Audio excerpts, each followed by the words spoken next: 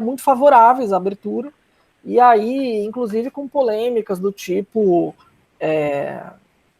porque o ano passado, né, por conta de que as crianças estavam em casa, não teve muito trabalho para os pediatras. Né? Os pediatras estavam sem trabalho, não tinha criança gripada, gastroenterite, bronquiolite, otite média, essas doenças, né, escolares que dão em certas épocas do ano, elas desapareceram, né, dos pronto-socorros infantis. Então, também havia ali uma pressão dos pediatras que estavam ali sem trabalho, né? Então, você também tem este setor, né, bem corporativo, assim, de pediatras, né? Então, esse é um debate que apareceu não só no Brasil, apareceu em outros países, né? Então, assim, você teve essa conjunção, né, de grupos que pressionaram bastante, né, e criaram aí uma série de movimentos, né, e etc., para defender as escolas abertas, né, primeiro usando um discurso cauteloso, né, supostamente cauteloso, pelo menos aparentemente cauteloso, dizendo que é preciso garantir a segurança, mas tudo muito abstrato, tudo muito genérico, né, porque são pessoas que não têm vínculo com a escola pública, e portanto não conhecem a escola pública, não sabem, né, que a escola pública você tem às vezes um pé direito de 4 metros com janela gradeada no teto, né, quer dizer, não tem muita noção, né, do que é, né, o espaço físico, a infraestrutura, né, de uma escola pública. Então, você tem um tipo de discurso um pouco idealizado mesmo, né? O Estado tem que garantir a segurança, meio moral, né? Aquela coisa, né? O Estado tem que garantir a segurança, tem que fazer isso, tem que fazer aquilo, mas a questão é que o Estado não fez nada, não garantiu o ensino remoto e também não melhorou as unidades escolares, não contratou mais pessoas, né, para lidar com as novas rotinas dos protocolos sanitários. Essa é a realidade, né? A realidade é que a pandemia, ela traz para as redes de ensino, estaduais, municipais, aliás, a pressão é muito maior nos municípios pequenos, municípios pobres, porque esses têm uma arrecadação muito baixa, então, assim, não tem realmente de onde tirar dinheiro, né?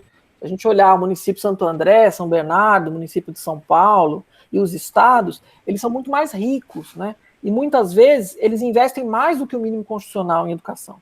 Portanto, eles teriam condições aí de fazer remanejamentos, né, orçamentários de emergência. Os municípios pequenos, mais pobres, eles não têm arrecadação para isso. Então, eles dependeriam de ajuda federal, por exemplo, para distribuir chip de internet, para, enfim, contratar pessoal, né, em regime de urgência, né, sei lá, duplicar, triplicar as equipes de limpeza, fazer esse tipo de coisa, né?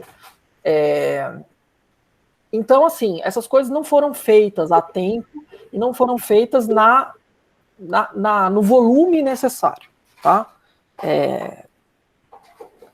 Então, no estado de São Paulo, para vocês terem uma ideia, houve várias batalhas judiciais, né? Várias doenças, várias batalhas judiciais para que as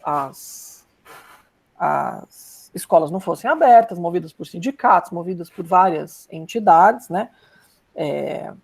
E uma dessas ações judiciais, ela resultou numa liminar em dezembro, né? Uma liminar é uma decisão de urgência da justiça, né? Ela resultou numa liminar, e nessa liminar a justiça pedia, né, ao governo de São Paulo e também à prefeitura de São Paulo, porque ela envolvia, né, dois réus, né, governo de São Paulo e prefeitura de São Paulo. Ela então pedia a esses dois réus que informassem à justiça, né,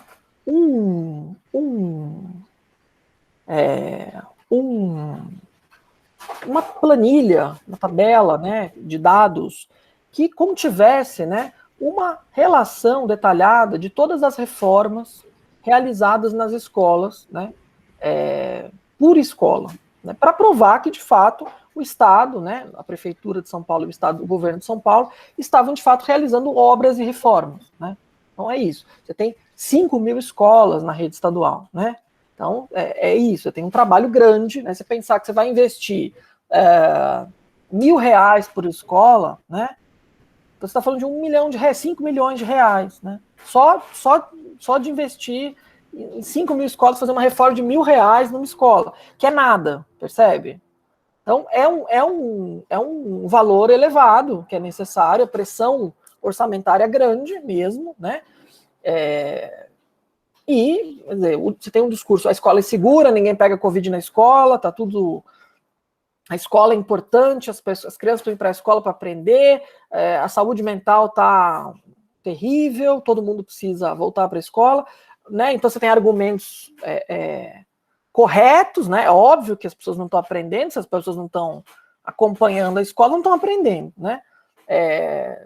Ficar em casa esse tempo prolongado não faz bem a ninguém do ponto de vista da saúde mental, né? Também são fatos dados, né? Ninguém questiona esses fatos, né? Mas existe uma diferença grande, né, entre a gente apresentar dois argumentos como esses e a gente dizer que, portanto, né, faz sentido voltar para as escolas nas condições dadas, né, atuais. Então, né, a liminar, então, solicitou ao governo que desse o detalhamento, né? E o que aconteceu foi que o governo de São Paulo, na verdade, não detalhou nada, né? Ele divulgou alguns dados agregados, globais, de insumos, né, que foram comprados, sei lá, tantos mil litros de álcool em gel, tantos termômetros, tantos não sei o quê. E aí, quando você pega esses valores e divide por 5 mil escolas, você vai ver que não dá 2 termômetros por escola, né? Que não dá 15 mililitros de álcool em gel por aluno. Porque a gente está falando de 3,5 milhões de alunos, só na rede estadual, certo? Então são números, assim, absolutamente irrisórios, né, em termos de quantidade de insumos, né? Além disso, o governo divulgou 11 fotos de banheiros reformados em escolas, né? Que é uma coisa, assim, lamentável, amadora, né? Chega a dar vergonha, né? Quer dizer, e que mostra, né, assim, de fato, a falta de noção, né? O pessoal não está preocupado, né? O pessoal não tem preocupação. Porque, assim, a justiça não cobrou isso. O presidente do Tribunal de Justiça de São Paulo cassou os efeitos da liminar, né? E aceitou o argumento do governo de São Paulo, que olha, nós sabemos o que estamos fazendo. Confia em nós. Quer dizer, não deram nenhuma evidência de que as coisas, né, estavam funcionando. Isso tudo está nas ações judiciais, nos anexos das ações judiciais, são documentos públicos, tá? Tudo que eu estou relatando não são dados secretos, tá? Que só eu tenho, são documentos públicos. E eu, claro, também já publiquei artigos específicos sobre cada um desses assuntos. Então, quem quiser pode encontrar isso por aí. Mas o fato concreto é que uma Secretaria da Educação com esta infraestrutura, que tem um edifício inteiro no Largo do Arouche dedicado a processamento de dados, né, que tem 27 anos de dados consistentes, né, sobre a população do Estado de São Paulo, sobre a escolaridade da população do Estado de São Paulo, ela não pode se dar o desfrute de publicar um dado desse vergonhoso, né, e publicar 11 fotos de banheiros reformados. Isso é um escárnio, né, com a população. Muito bem, mas de toda forma as escolas foram abertas em novembro, e o presidente do Tribunal de Justiça de São Paulo, na ocasião, disse, bom, é obrigação do Estado tomar as medidas, né, ser responsável, e se o Estado está dizendo que é responsável, que está tudo bem, eu não tenho por que dizer que não, então tudo bem, né?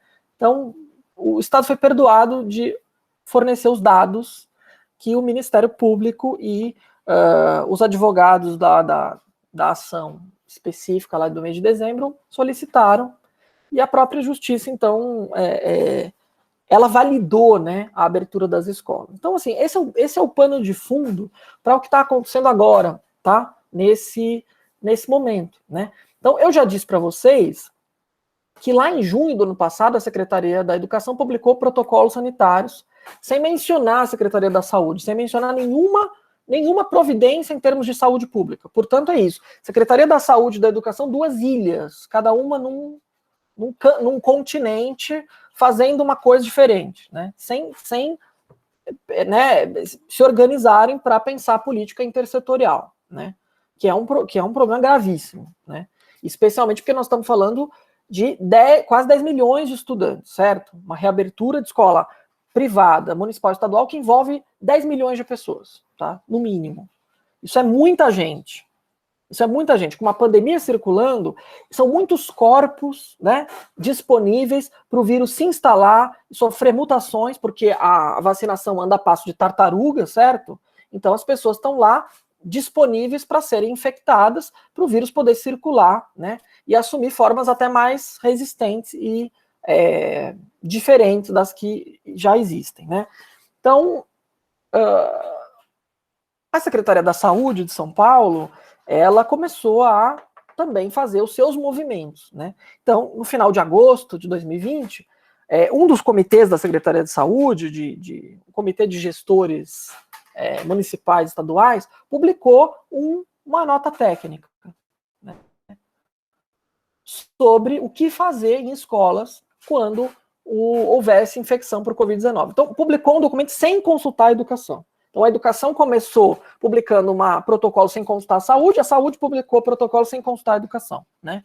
E aí publicou protocolos, e aí descrevendo os sintomas, descrevendo o que tem que fazer, descrevendo em que circunstâncias a gente manda alguém para casa, né? Todas essas coisas que não faziam parte dos protocolos do governo estadual da educação, publicados 2 meses antes, tá?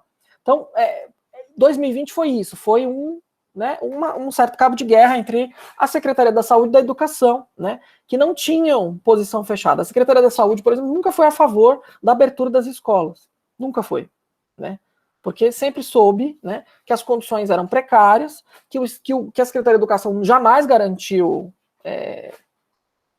jamais publicizou a informação, quer dizer, nunca houve transparência, né? E nem no sentido, gente, a questão não é a seguinte, que o Estado não fez nada. Várias coisas foram feitas, né? Só que várias coisas não foram feitas. Então, quando você tem, né, como você é um governo, você tem que ter uma certa transparência, né? Porque assim, como é que as comunidades escolares vão confiar que as escolas são seguras se todo mundo está falando que está tudo certo, é tudo seguro, gente? É claro que não é tudo seguro.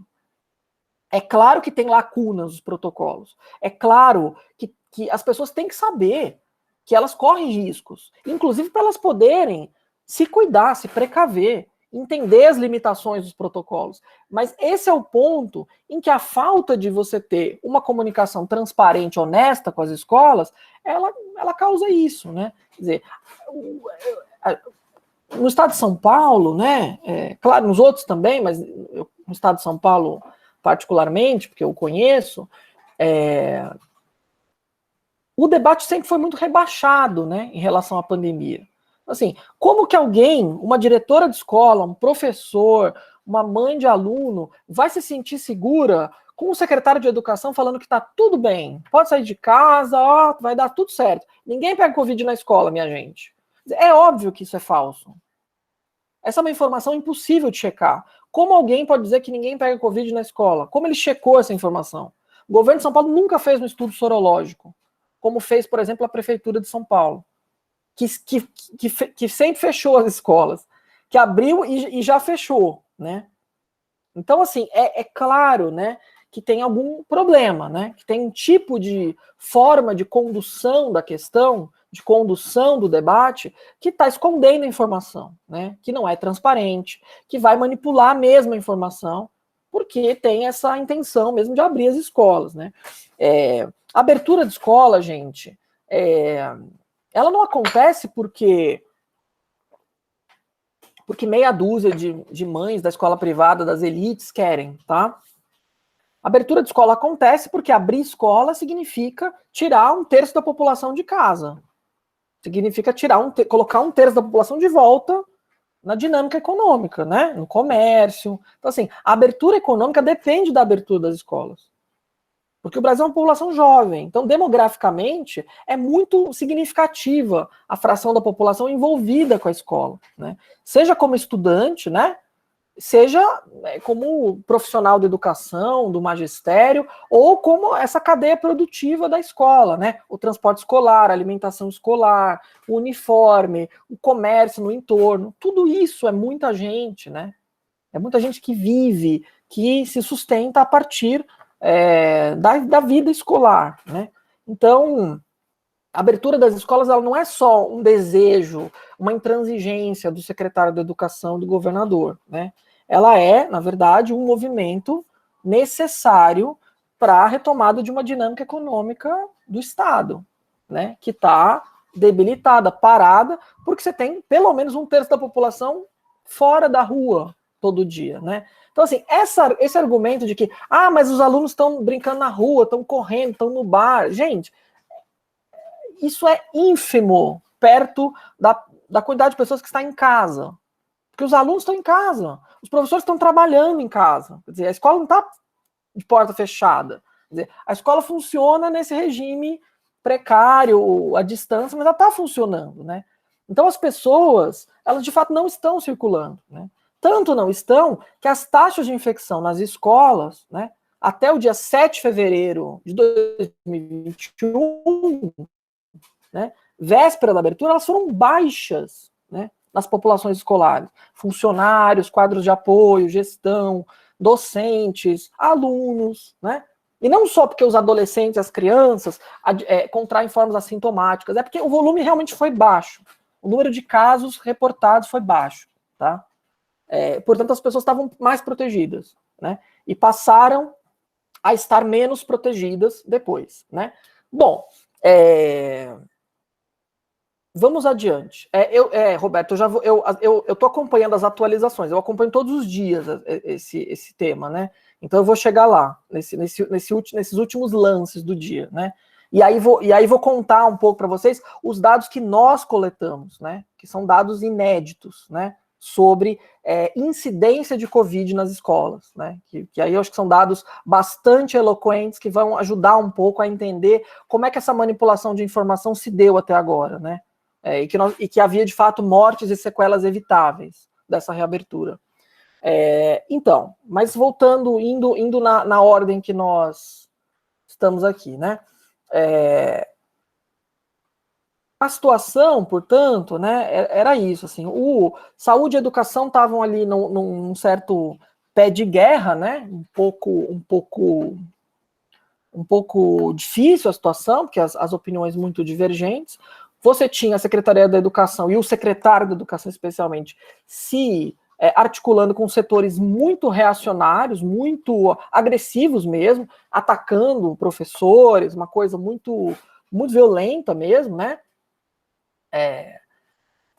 Que é isso, né? É um movimento de abertura econômica, mas que está escamoteado, disfarçado, como um movimento em prol da aprendizagem, né? Quer dizer, porque todo mundo é a favor da aprendizagem, ninguém é contra, percebe? Assim, não é isso que divide as pessoas em relação ao tema das escolas, não é a aprendizagem, nem o sofrimento psíquico, quer dizer, são outras coisas, né? É você ter segurança, é você proteger a vida, é a criança levar a Covid para casa, contaminar a mãe, o pai, a avó, o avô.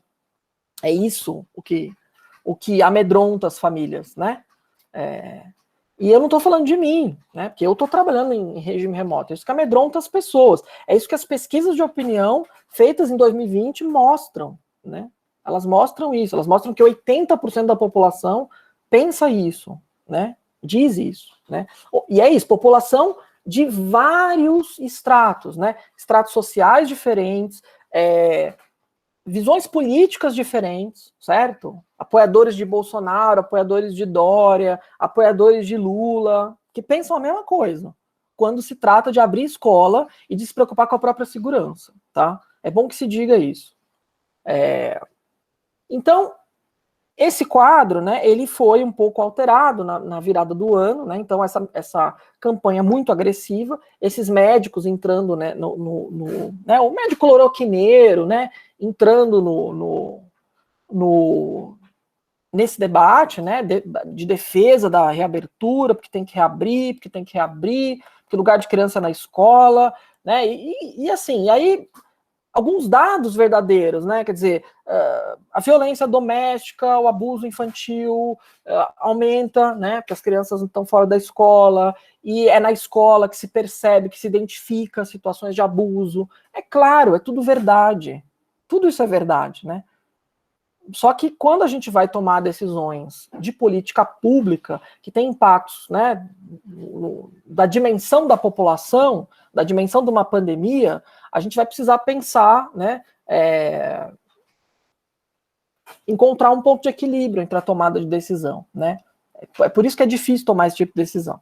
Bem, o que foi acontecendo foi isso. A Secretaria da Educação ela foi ficando cada vez mais afastada da Secretaria de Saúde, até que ela criou o próprio Comitê de Médicos. Ela selecionou 5 médicos da confiança do secretário da Educação, daqueles grupos de médicos, né, que sempre defenderam a abertura da escola, e ela passou a trabalhar fora da Secretaria da Saúde, totalmente, né? Inclusive, a Secretaria da Educação coleta dados da Covid, dados epidemiológicos, produz boletim epidemiológico, tudo à revelia da Secretaria da Saúde. A Secretaria da Saúde não acompanha nada, o que é um problema gravíssimo, porque é isso. Todas as decisões da educação não passam pelo crivo das decisões da saúde. Tudo, nada passa. Né? Até que 2 semanas atrás, né, acho que nem isso, o secretário da Saúde de São Paulo declarou em entrevista que era a favor do fechamento imediato das escolas. Né? E aí, bom, os apoiadores do secretário de Educação foram gritar na porta, aglomerar e gritar na porta do secretário da Saúde. Né? Num movimento muito parecido com o Bolsonaro, né, quando queimou o ministro da Saúde, lembram? O Mandetta e depois o outro, né? É dizer, um tipo de estratégia política, né? Você colocar os seus apoiadores para irem lá queimar o fulano porque ele emitiu uma opinião que não está de acordo com aquilo que você quer defender dentro do governo. Né? Então isso aconteceu, né? E aí ficou muito claro, né, que de fato você tem ali 2 universos muito diferentes, né? O da Secretaria da Saúde e o da Secretaria da Educação, que são totalmente diferentes, né? Eles não têm nenhuma relação, né? Então, e aí, assim terminou a semana passada, né, a situação. Bom, o fato é que a pandemia está escalando num grau, num nível de aumento de casos que é impossível negar, né? Então, a Secretaria da Educação publicou um boletim epidemiológico semana passada com erros grotescos, né? Assim, que não são erros, na verdade, são manipulações de informação, né? É isso, você calcular uma taxa de incidência de Covid, né? Usando não a população em risco, a população que está na escola, mas trabalhando com os 10 milhões de estudantes, né, do universo. Mesmo todos aqueles que não estão na escola e nunca pisaram na escola, desde setembro, né? Então, é isso. Esse é um tipo de coisa que em saúde pública é básica, né? O cálculo de incidência, que é aquela taxa de infectados ou de óbitos por 100 mil habitantes, ela é feita dividindo-se o número de casos novos reportados pela população em risco. Então, assim, os professores e professoras que estão trabalhando na escola, portanto, é o seguinte, o corpo docente excluídos aquelas pessoas dos grupos vulneráveis, que não estão na escola, certo? Que estão protegidas pelo próprio regulamento do Estado, né? Os estudantes que estão frequentando a escola, né? Então, assim, quando você pega os casos reportados e divide por uma população muito maior, você, obviamente, vai produzir números que são irreais, né? Então, a conclusão que o governo de São Paulo teve na semana passada é que as taxas de incidência nas escolas são 33 vezes menor do que na observada no Estado, o que é absolutamente incompatível com o que nós estamos observando, né? Então, a Rede Escola Pública e a Universidade tem coletado, faz mais ou menos 1 mês e meio que nós estamos coletando dados em escolas, dados de infectados, óbitos e casos suspeitos, em diversas regiões do estado, mais de 30 municípios, né? Então, é um estudo amostral, regional, né? Mas a gente já vê, né, que as taxas de infecção entre professores e funcionários, elas são muito maiores do que entre estudantes, e elas também são muito maiores do que acontece na população no entorno. Então, você pegar, por exemplo, uma cidade como São Paulo, né, a região de São Miguel Paulista, Ermelino Matarazzo, Itaim Paulista, que a gente está monitorando, né, da Zona Leste de São Paulo, Cidade de Tiradentes, São Mateus, Guaianazes, Lajeado. Os professores estão se infectando muito mais, né, do que a população em geral dessas regiões, né? Isso está acontecendo. Os dados ainda não foram publicados, serão publicados semana que vem, mas eu já adianto a vocês que a diferença é gritante, né? Porque basta, né, em vez da gente fazer uma comparação espúria com uma população enorme, né, dado que os alunos representam 93% da população escolar, né, você dilui os dados dos profissionais de educação dentro da população dos alunos, né. Quando a gente pega e usa como denominador a população docente e de pessoal não docente, a gente vê os números, a gente vê as taxas de incidência elevadíssimas para profissionais da educação, tá? E aí é muito fácil ver, né? Porque as taxas de incidência entre estudantes, elas são muito mais baixas. E como as formas são mais assintomáticas, você também tem muita subnotificação, né? Então aquele é um dado que ele esconde, né, tudo o que está acontecendo em termos do aumento da exposição dos profissionais da educação. Então tudo isso estava acontecendo até ontem na rede estadual de São Paulo, né?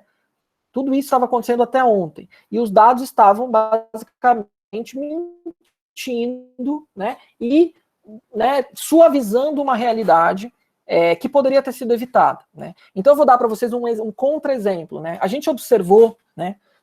Os dados ainda não foram publicados, mas já vou dizer que nós observamos, por exemplo, que na cidade de Osasco, que nós monitoramos, as taxas, né, a incidência de Covid entre professores e funcionários foi muito baixa, quase zero, tá? E aí é muito interessante observar, né, não só o exemplo do surto, mas o exemplo da taxa muito baixa, né?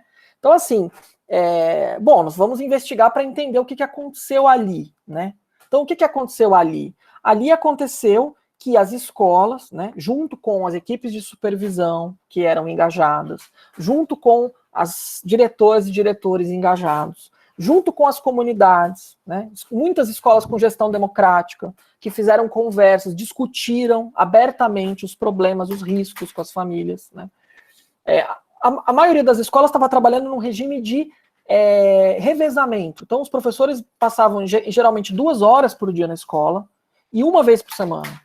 Todos, né? As escolas estavam recebendo entre 5% e 8% dos alunos, muito abaixo dos 35% lá definidos na resolução. Então havia várias medidas, na verdade, de proteção adicional, quer dizer, o sistema de proteção foi muito mais conservador naquele lugar. E aí isso vai se refletir diretamente nos dados que a gente observou entre 8 de fevereiro e 8 de março. Né? Então, são muito poucos casos, né, suspeitos e infectados de Covid, muito poucos. Ao mesmo tempo, você tem outras regiões em que você tem surtos em escolas, 20 casos suspeitos em uma semana, né, 10, 9, né, número muito, muito alto, né. E aí você vai analisar o que acontece nessas regiões, você vai ver que você não tem, na verdade, medidas e políticas de proteção adicionais, assim, você tem né, as pessoas estão indo trabalhar, as escolas estão, não tem muito material de EPI, não tem máscara, a classe é pequena, tem muita gente indo, quer dizer, você não tem outras formas de proteger a população, né? Então,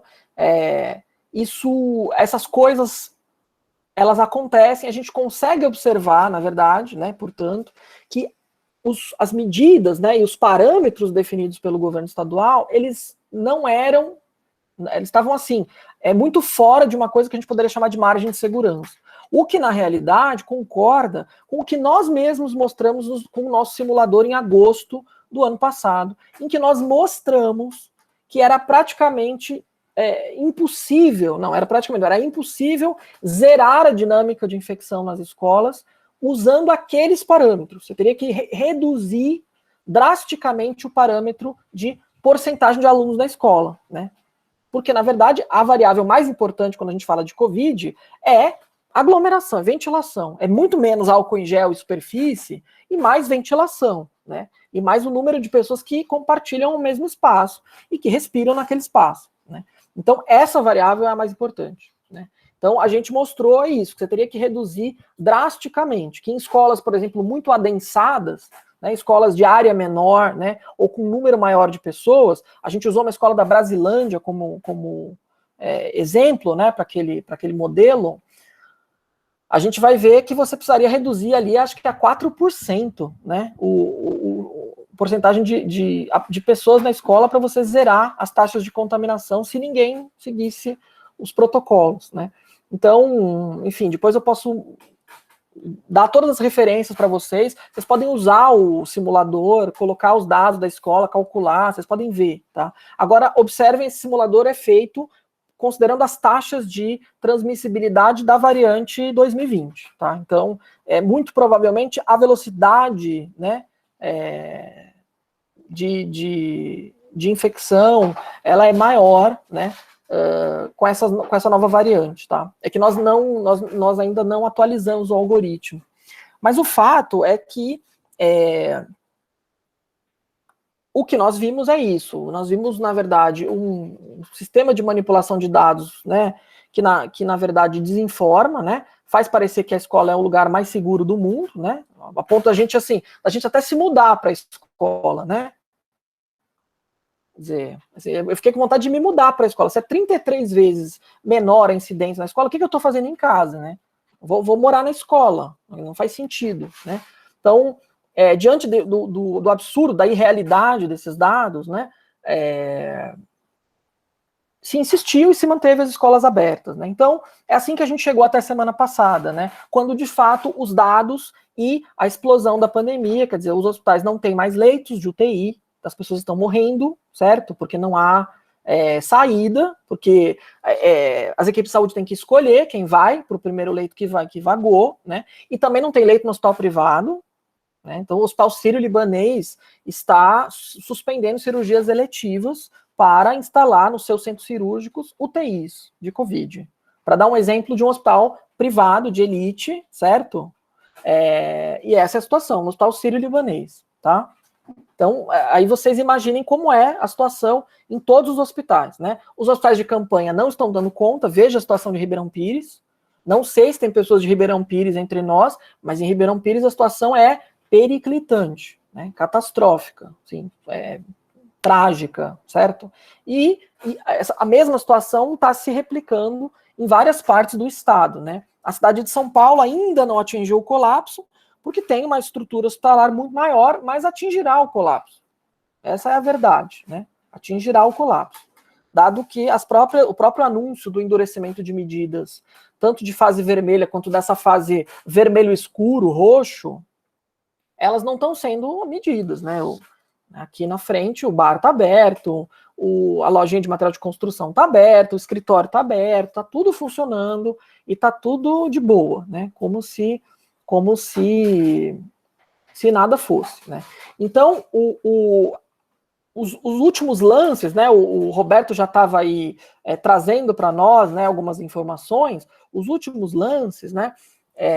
Eles são o seguinte, né? O governo de São Paulo, ele é pródigo, né? Em não decidir nada quando se trata, né, de colocar em risco a popularidade do governador, né? Ele não decide nada. Então, assim, você tem uma medida restritiva, mas ela não é restritiva demais, né? Quer dizer, e nós precisaríamos de medidas restritivas demais nesse momento, né? No caso das escolas, suspensão total, né? É isso. Suspensão total, municipal, privada e estadual. Essa era a medida que deveria ter sido tomada. Mas foi feita, né?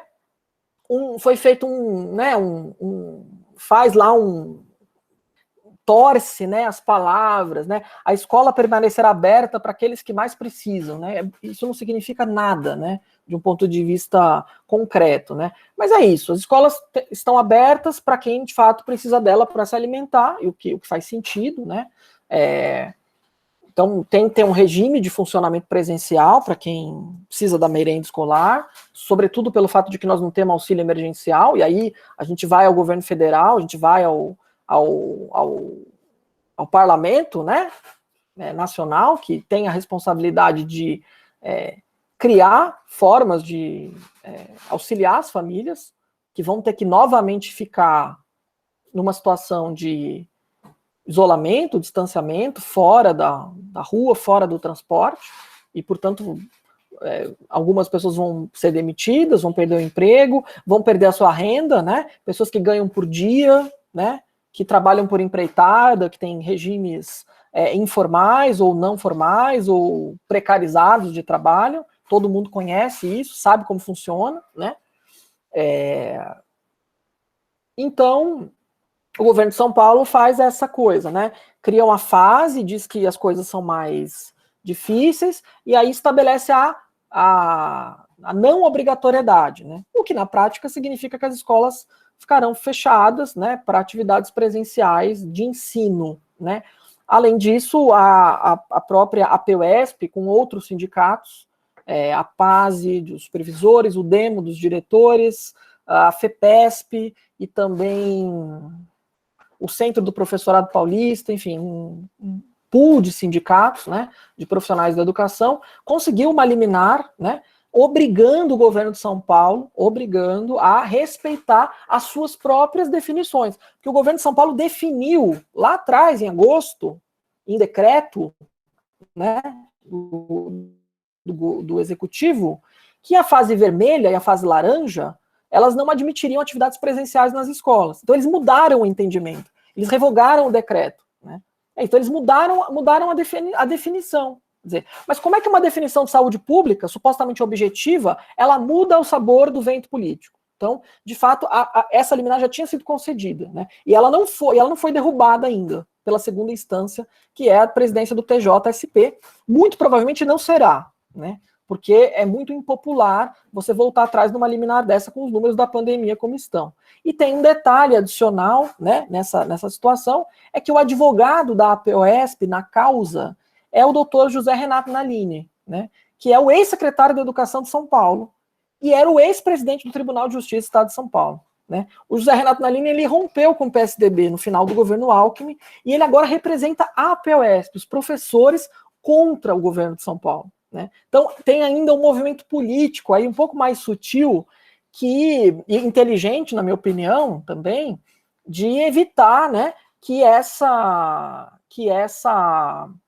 ação ela perca, né, ela seja derrubada, essa liminar, na presidência do Tribunal de Justiça. O Nalini se aposentou como juiz, como desembargador, e agora ele advoga, ele voltou a advogar. Né? Então é muito interessante também ver o movimento da política, como também se usam esses artifícios, né, para dar uma certa legitimidade política, né, para as ações. Né?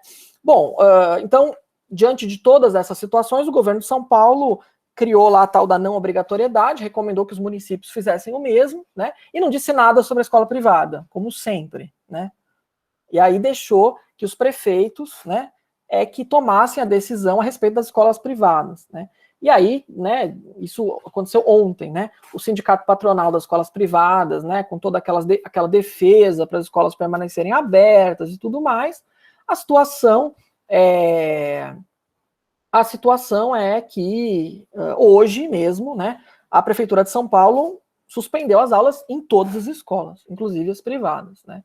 Então, agora, né, assim, nesse momento, deve estar acontecendo, aí vai aflorar, né, todo o reacionarismo, né, daquele grupo que queria as escolas abertas. Então, assim, não era um grupo de pessoas preocupadas com a saúde coletiva, né, é um grupo de pessoas querendo abrir a escola de todo jeito, né, a escola do rico é a escola do pobre, né, a escola do pobre, especialmente porque, claro, é a escola dos filhos das empregadas domésticas que trabalham nas casas das pessoas cujos filhos estudam nas escolas de elite de São Paulo, né, com mensalidades acima de R$5.000, né.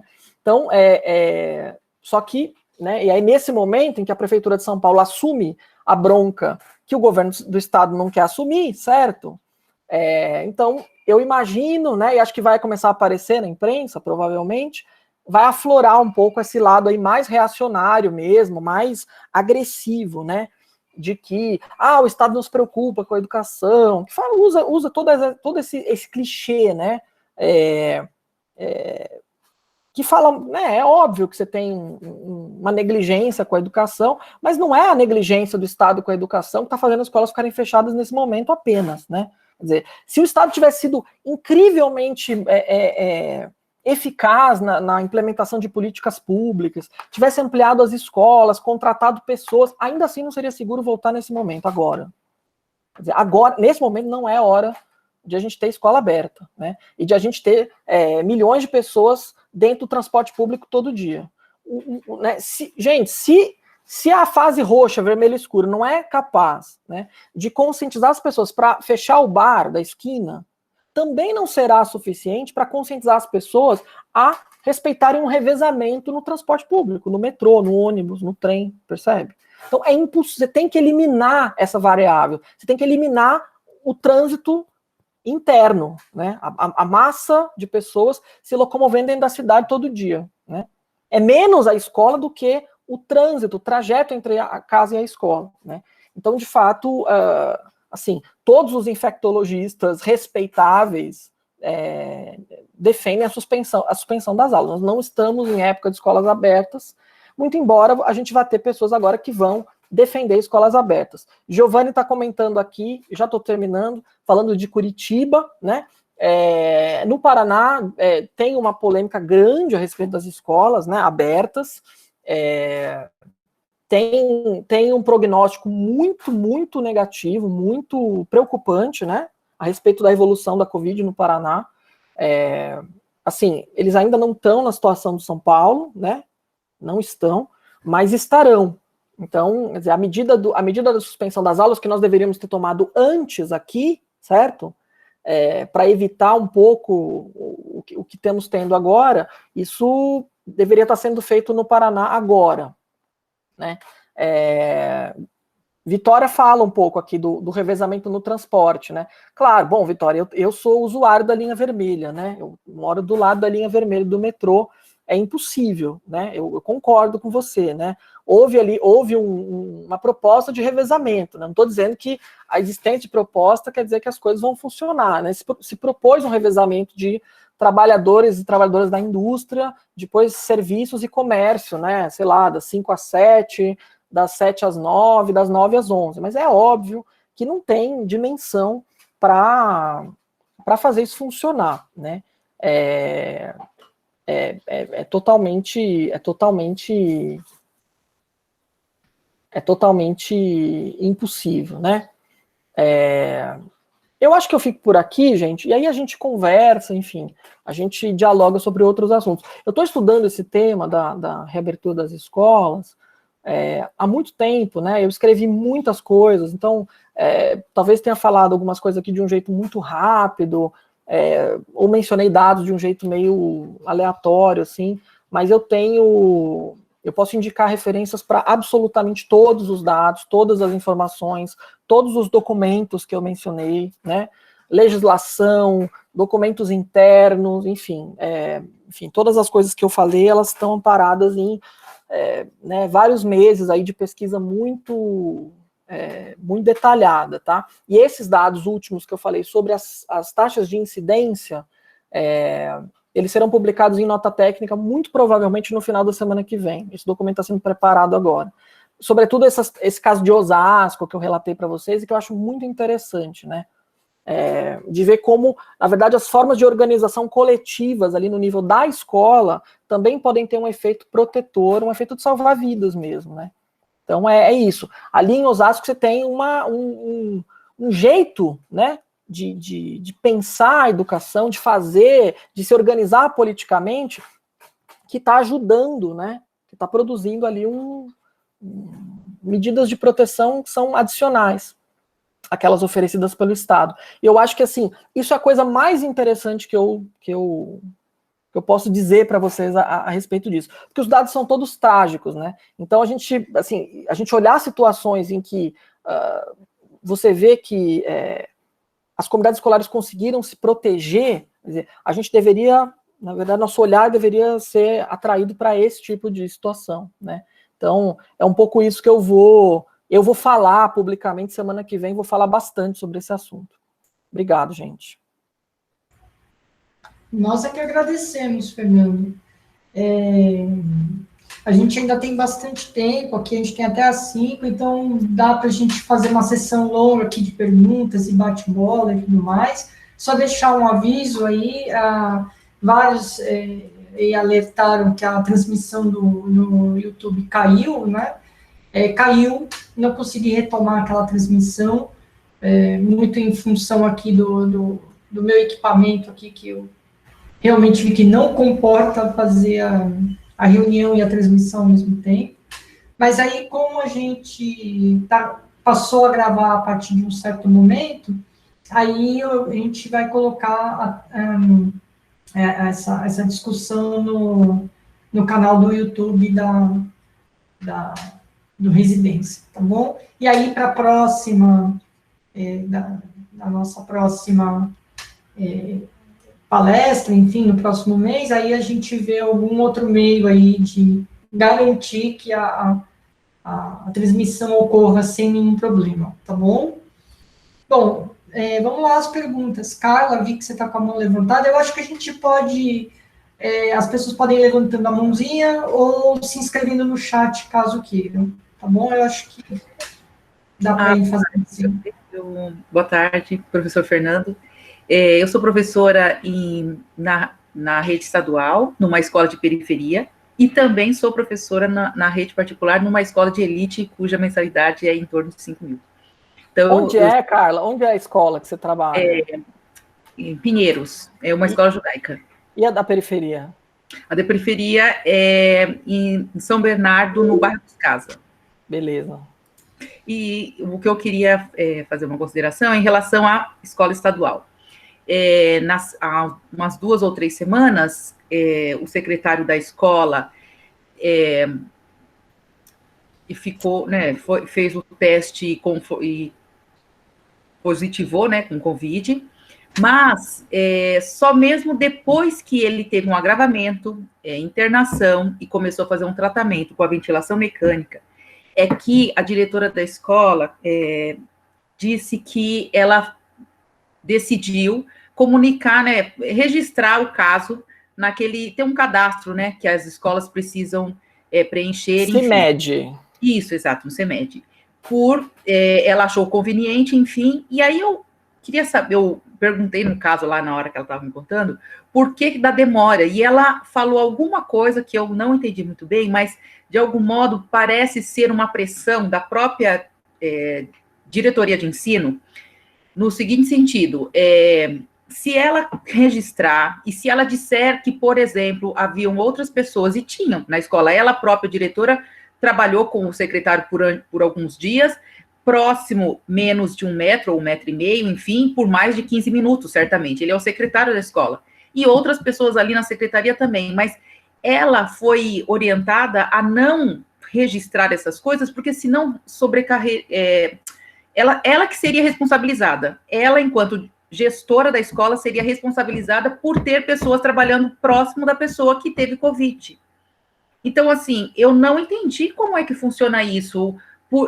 Será que, então, os registros não foram feitos, né, foram camuflados de algum modo, por conta dessa pressão sobre os diretores, de que eles responderiam o processo se eles registrassem esse número de pessoas próximos de quem foi positivado, enfim. Eu fiquei, assim, horrorizada com essa notícia. Olha, Carla, deixa eu comentar isso. É super interessante e importante a sua pergunta. Eu acessei, né, os manuais do CIMED, né, e fiz vários pedidos de informação via Lei de Acesso à Informação para a Secretaria da Educação, da Saúde, tem um monte, né, de pedido sobre metodologia, sobre armazenamento de dados, sobre anonimização de dados, tudo que vocês puderem imaginar, a gente pediu, né. E o CIMED, assim, ele foi criado como um módulo dentro da Secretaria Escolar Digital, a SED, né, que já existe, que é onde a escola faz todas as trocas, né, com a Secretaria de Educação, né, e isso vai para um setor dentro da SEDUC chamado CITEM, que é a Coordenadoria de Informação, Tecnologia, Evidência e Monitoramento, né, que era a antiga CIMA, que é o que fica lá no Largo do Arouche, onde tem a baixa plataforma, onde os dados estão todos armazenados, né. Então, o que acontece? Na verdade, a tela do CIMED, ela tem lá uma série de lugares para você preencher de tudo. Então, você pode reportar caso suspeito, você pode reportar caso confirmado, e aí você pode colocar lá o tipo de confirmação, PCR ou teste sorológico, né? Você tem um campo lá para você colocar quais foram as pessoas que tiveram contato com aquela pessoa específica. Então, assim, aquela também é uma ferramenta de rastreamento de contatos, né?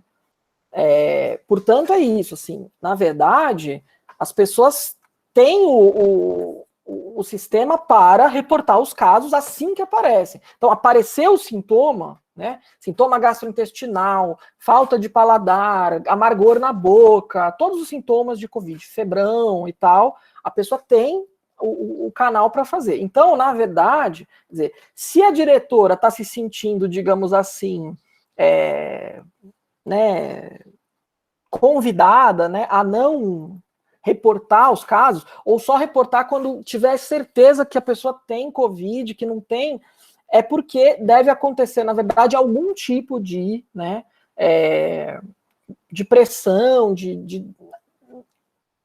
no âmbito ali da diretoria de ensino, né, ou até da supervisão escolar. Isso, né, essa é uma tática muito comum do governo de São Paulo, da SEDUC, muito comum, né, que é fazer esse tipo de, né, esses mecanismos de intimidação, de represália, né, assim, de maneira informal. Então, assim, certamente, como eu estou te falando que a tela do CIMED, ela tem todas essas funcionalidades, então, certamente não existe uma determinação oficial, documentada, uma resolução, uma portaria, dizendo só façam se você tiver certeza. Até porque, eu vou te dizer, enquanto a tua diretora não está fazendo o registro corretamente, tem escola que está registrando 20 casos suspeitos exatamente por, né? Então, assim, fizeram lá uma TPC, um momento de formação na sala dos professores, lá com 20 pessoas, uma pessoa está com Covid, todo mundo entrou na lista dos suspeitos. A pessoa responsável por abastecer o CIMED fez isso, certo? Então, assim, aí, assim, se a tua diretora tem algum receio, ela deveria fazer isso, entendeu? Ela não deveria se preocupar com isso. Porque ela, na verdade, é que deveria questionar os superiores e as superioras dela se, por acaso, ela está sofrendo alguma pressão para não atualizar o sistema, não alimentar o sistema, né? Eu tenho certeza, Carla, que está havendo, que está acontecendo isso, tá? Não sei se acontece de maneira sistemática, porque é muito difícil saber, porque não existe o documento, né? Essas coisas são todas feitas e faladas em reuniões que não são nem gravadas e nem armazenadas. E quando elas são armazenadas, alguém assiste, vê os absurdos e logo divulga. Então eles nem gravam. Então as reuniões dos 91 dirigentes de ensino com o secretário ou com o secretário executivo da SEDUC, elas são a portas fechadas. Ninguém sabe o que se passa ali, entendeu? Raramente alguma coisa vaza, e quando vaza é sempre um escândalo, né? E aí, da mesma maneira, os dirigentes fazem a mesma coisa com os supervisores, né? E também não se sabe exatamente o que acontece, né? Veja você não lembra aquele dirigente de Santos, que fez aquela reunião com os supervisores e falou aquele monte de groselha, de abobrinha? Que o supervisor tem que ir lá capinar a escola, quando a escola está com mato alto, que comorbidade o quê? Isso aí as pessoas têm que, né, isso aí não tem nada a ver, né? Ele falou tudo isso numa reunião de supervisores, que foi gravada. E pronto, virou um escândalo, né? Então, assim, essas coisas são as coisas que circulam e que descem na cadeia burocrática e que chegam até a diretora de algum jeito, né?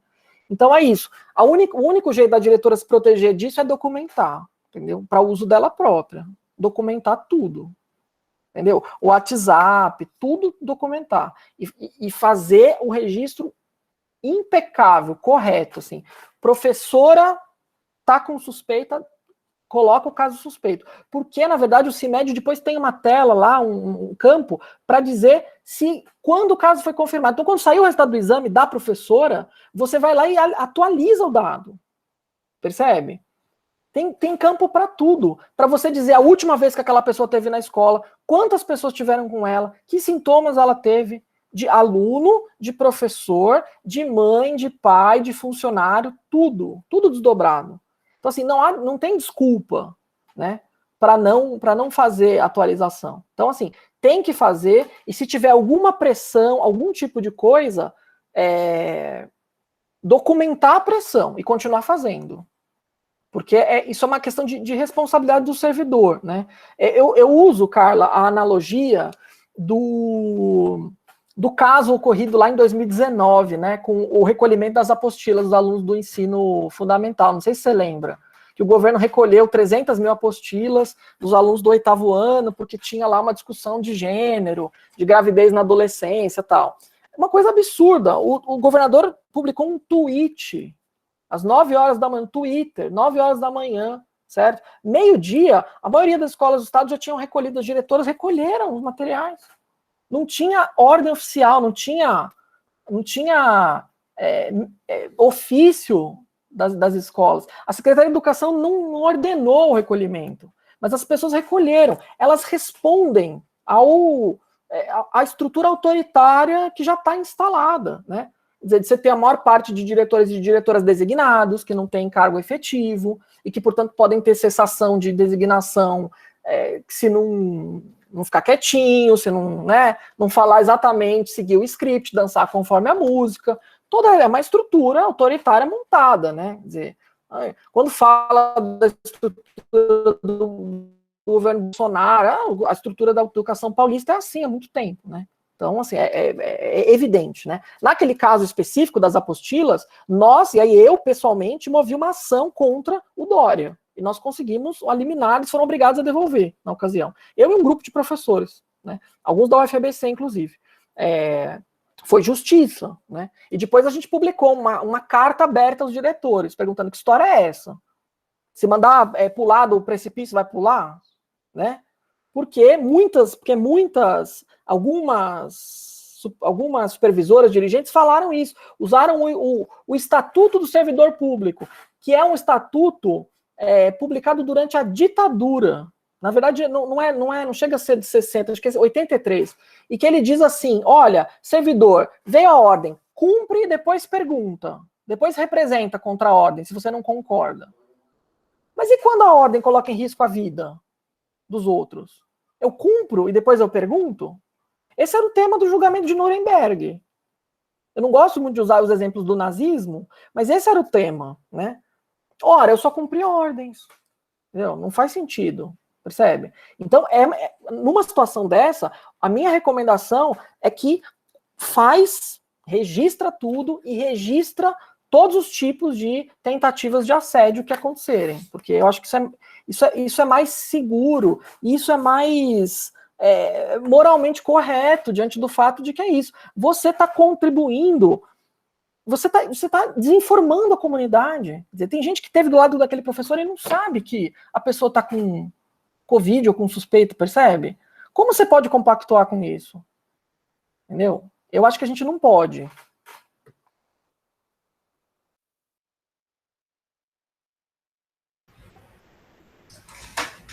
Vitória? Oi, boa tarde, professor.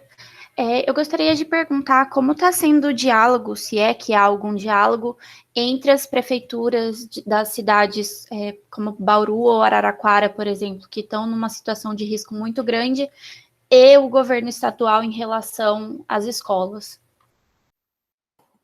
Olha só, Bauru eu não tenho noção. A gente estava acompanhando, a gente começou a acompanhar os dados de Bauru, mas o pessoal não conseguiu mais coletar, a gente acabou perdendo a mão.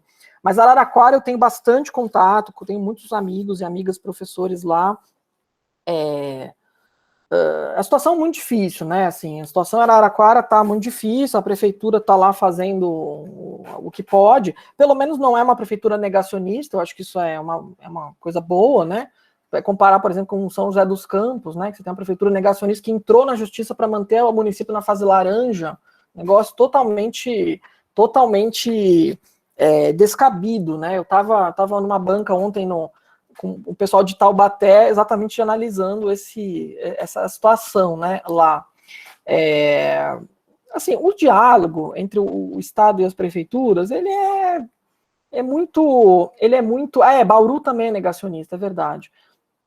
Araraquara não é, mas a situação, enfim, tá muito difícil, né? Porque não é só Araraquara, na verdade é uma situação na região de Araraquara. Então você também tem uma demanda hospitalar dos municípios vizinhos, Matão, por exemplo, que teve muitos casos que acabam indo para Araraquara, né? Então a situação é essa. O diálogo do governo estadual com as prefeituras é um diálogo muito difícil, né? Então no final de janeiro, começo de fevereiro, o governo do estado estava naquela pilha de abrir escola à torta e à direita, inclusive ameaçando de processar prefeitos, né?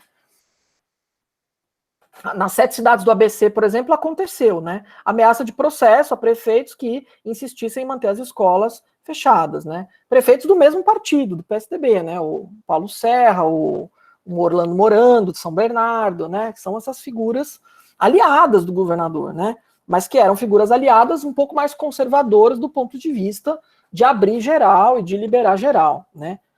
O próprio prefeito de São Paulo é um pouco mais comedido, né? Do que o governador de São Paulo, né, em relação a isso.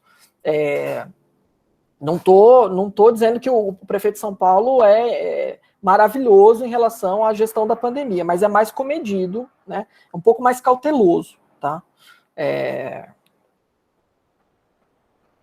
Não sei se São Caetano pediu para ficar na fase laranja, mas São Caetano fechou as escolas, tá? Então, assim, o fato é que, assim, agora não é momento de pedir para ficar na fase laranja, ninguém vai conseguir, a justiça vai recusar tudo. O São José dos Campos perdeu no STF, tá? Então, assim, não, é muito difícil porque os dados são muito fortes, as pessoas estão morrendo, assim. Então, os diálogos entre as prefeituras e o Estado é sempre muito difícil, porque o Estado ele sempre dá essas pistas falsas, né? Ele nunca toma a decisão, entendeu? Ele nunca toma a decisão mais drástica, embora ele seja, na verdade,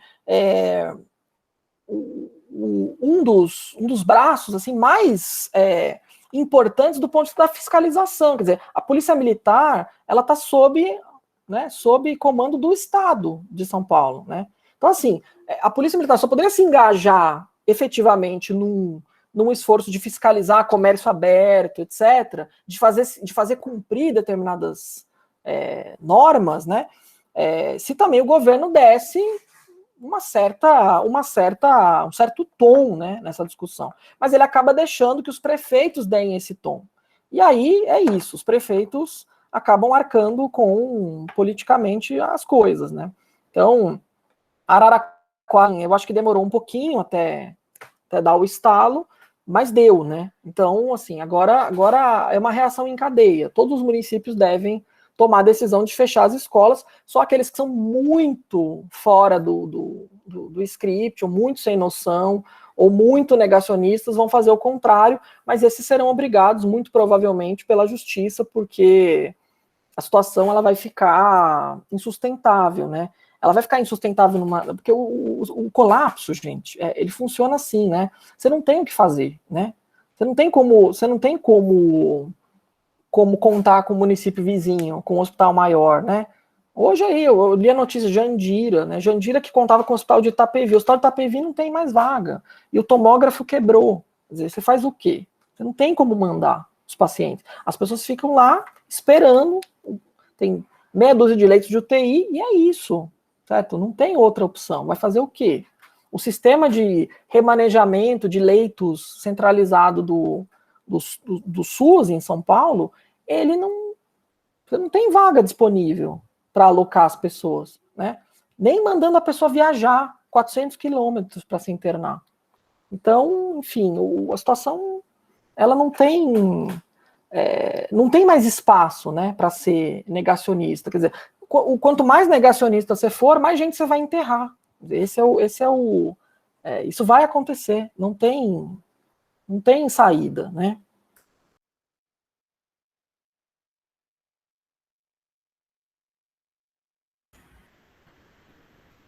Mais perguntas? Temos bastante tempo ainda.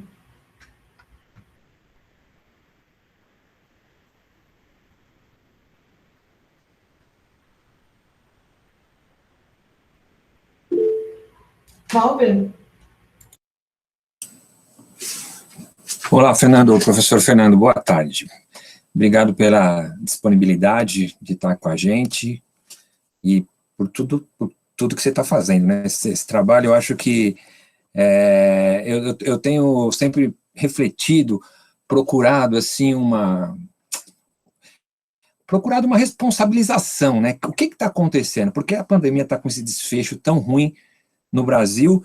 Muitas respostas eu mesmo tenho, né? Porque a gente vê como que a gestão a gestão municipal, a gestão estadual e a gestão federal está levando a pandemia, mas, assim, eu acho que tem muita coisa, por exemplo, essa última colocação, né? A gente tem um governo que não é negacionista, mas Araraquara uma situação está difícil lá também.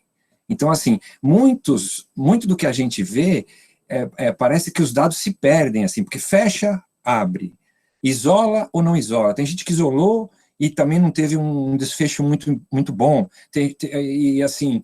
Então, tem situações que se contrapõem e a gente fica meio assim, sem saber, muito embora, né, quando a gente ouve o presidente falar, né, desde o começo, né, se colocando assim, totalmente contrário às medidas preventivas, sugerindo tratamentos que não existem, né, então a gente aponta, né, eu vejo assim, e tirando todo o viés político, porque eu acho que é muito difícil, né? Porque o viés político ele está inserido na questão, mas assim a gente procura analisar as atitudes, as ações e tal, e fica tudo muito embaralhado, né? Para você poder buscar uma responsabilização. O que nós não vamos fazer daqui a 10, 20, 30 anos, se houver alguma outra pandemia, né?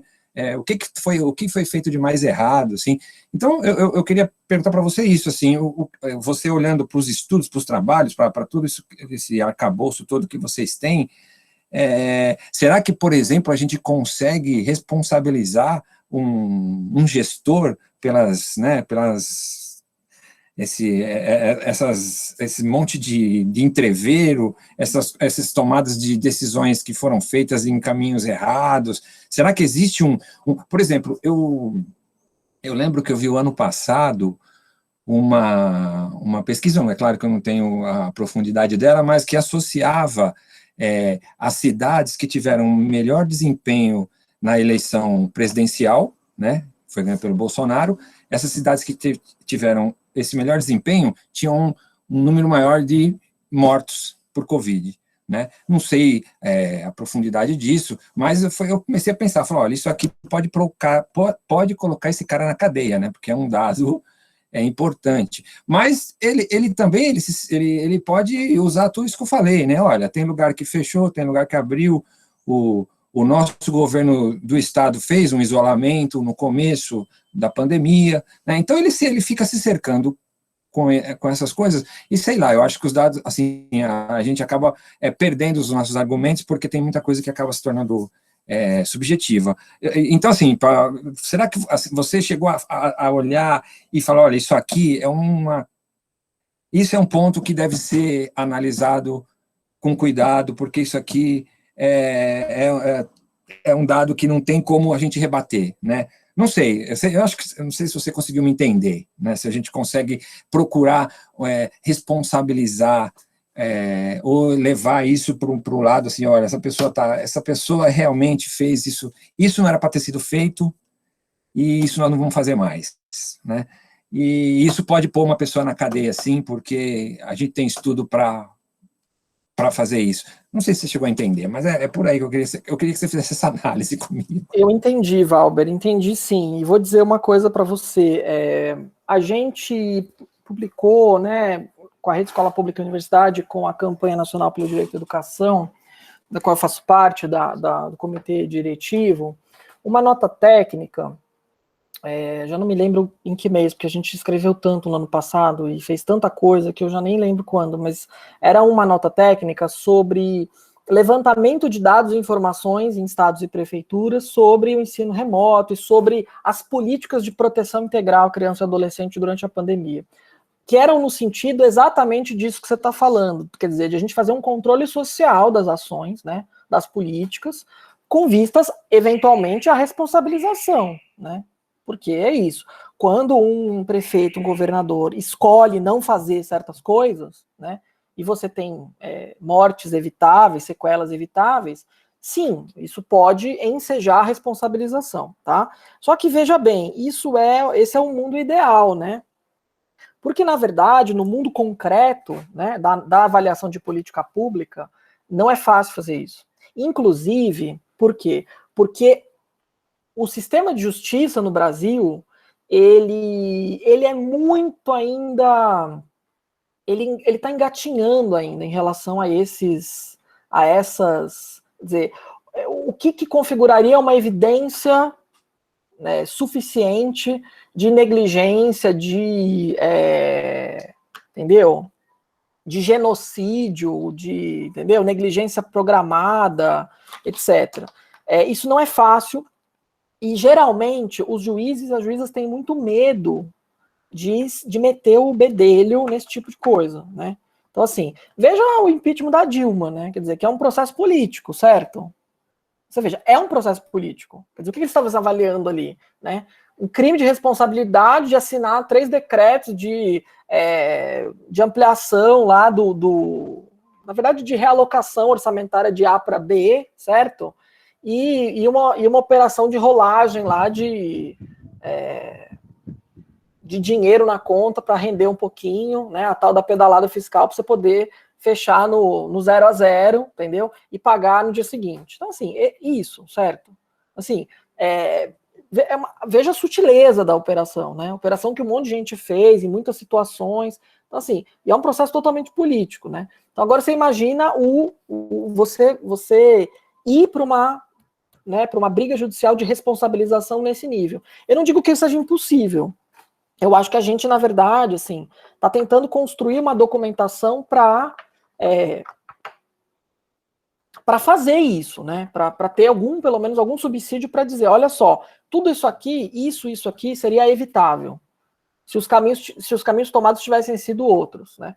Agora, é aquela coisa, o Tribunal de Justiça né, já decidiu que o Estado tem o benefício da dúvida, né? O gestor está pressionado, ele deve saber o que fazer. Então é muito difícil ir nesse caminho, né? Assim, a menos que você tenha uma situação que é muito gritante, que é o Bolsonaro, certo? Que é negligência explícita, que fala as coisas um absurdo, a menos que esteja uma situação dessa, que é muito, muito específica, né? E aí você tem lá pessoas que estão, de fato, fazendo denúncias no Tribunal Penal Internacional. Você tem gente coletando dados para a responsabilização criminal. E aí, mas só que como é que você vai construir provas, evidências? Bom, quantas notícias, notícias negacionistas de desinformação circularam, Então, assim, é um trabalho de produção das evidências que é muito difícil de fazer, entendeu? Então, me parece, assim, pelo menos eu tenho a impressão, que o que a gente faz pode resultar em alguma coisa desse tipo, né? Mas o objetivo mesmo é incidir no debate público para que a gente possa interromper os abusos, entendeu? É muito mais no sentido de proteger as pessoas, né? É claro que nesse movimento de intervenção no debate público, as coisas acabam ficando mais fortes, né? O enfrentamento, né, do governo, no caso de São Paulo, é um enfrentamento duro, mas o objetivo é menos esse da responsabilização agora, vamos ver como é que a gente vai fazer, e mais assim, interromper os abusos, quer dizer, impedir o gestor de tomar decisões sabidamente que comprometem, colocam em risco sanitário a população, né?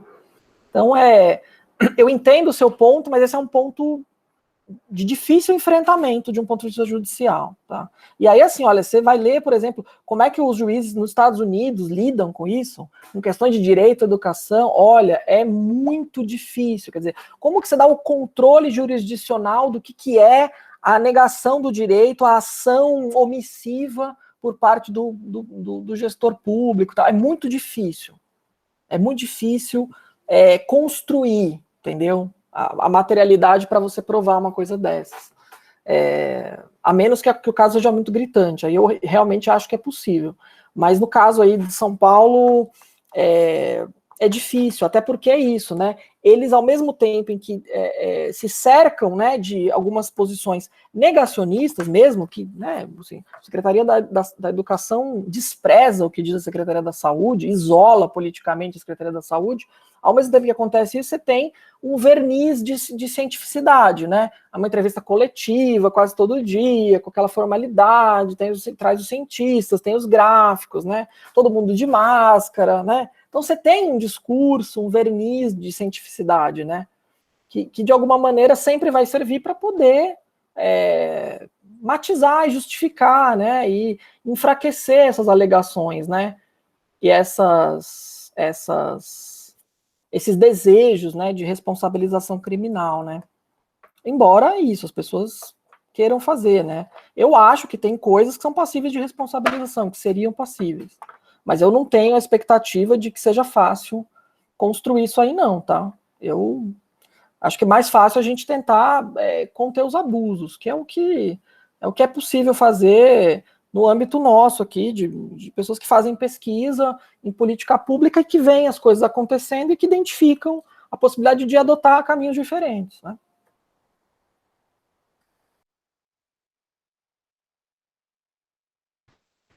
Natan? Boa tarde, professor Fernando. Eu me chamo Natan, eu sou aluno de filosofia da Federal do ABC. Eu quero fazer uma pergunta para por assim dizer, mudar um pouco de assunto, mas eu queria saber se nessa pesquisa toda que você vem fazendo, é possível identificar a relação que o Estado e a escola está tendo com o serviço privado de ensino, no sentido de usar um termo, fazer passar a boiada de transformar a escola pública em privada. Porque, observando aqui de longe, é possível perceber uma série de ingerências do Estado, mesmo antes da pandemia, e um certo discurso que desqualifica o Estado enquanto aquele que provê serviços para a população. Penso eu que a pandemia pode entrar aí nessa justificativa de desqualificar o Estado, juntamente com a escola e os profissionais da escola, para que o ensino EAD e demais coisas passem, né? E eu não sei se é para melhora do ensino, para melhores condições de trabalho, e etc, etc, etc. Bom, então, Natan, eu costumo estudar também, né, o assunto da privatização da educação pública.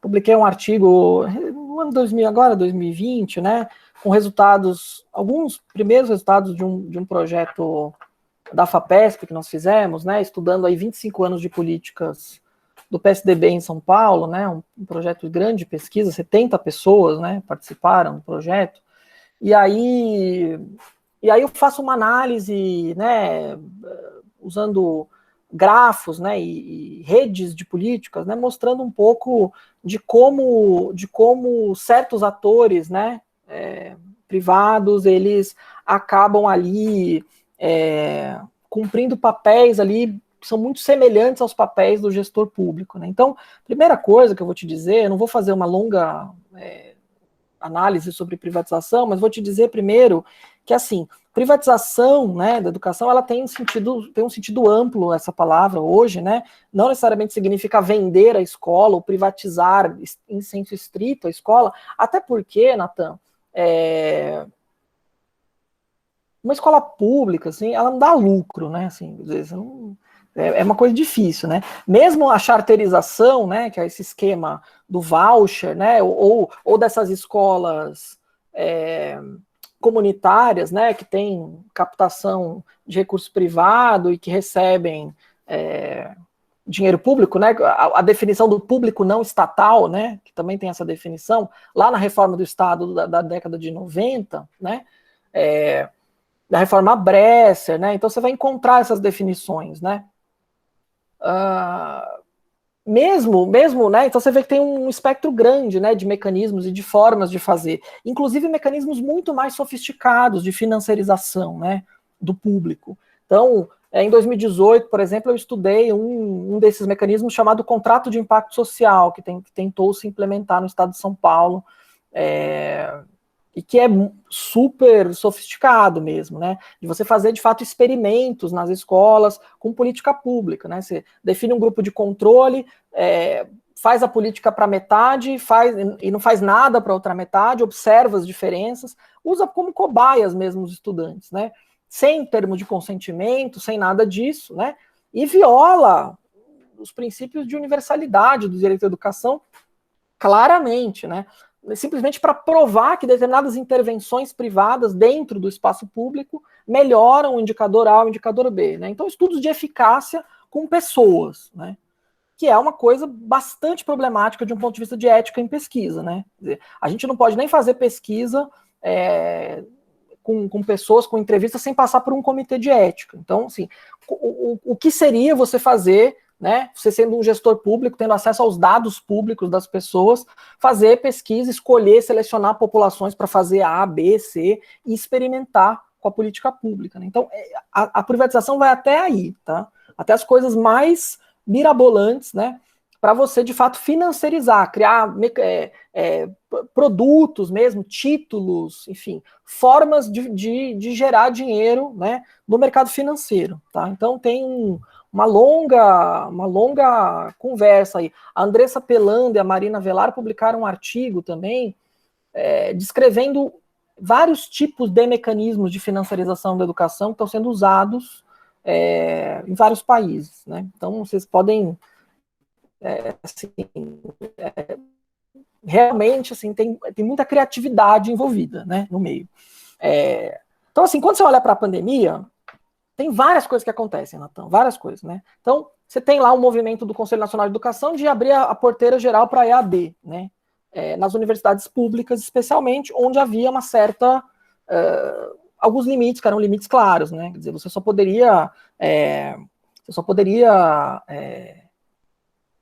mudar a modalidade de oferta de um curso se você aprovasse um projeto pedagógico, quer dizer, tinha toda uma série de restrições, né, para que você não pudesse simplesmente descontinuar o ensino presencial e ir para o EAD. Isso especialmente porque muitas instituições privadas fizeram, né, e faziam para economizar dinheiro.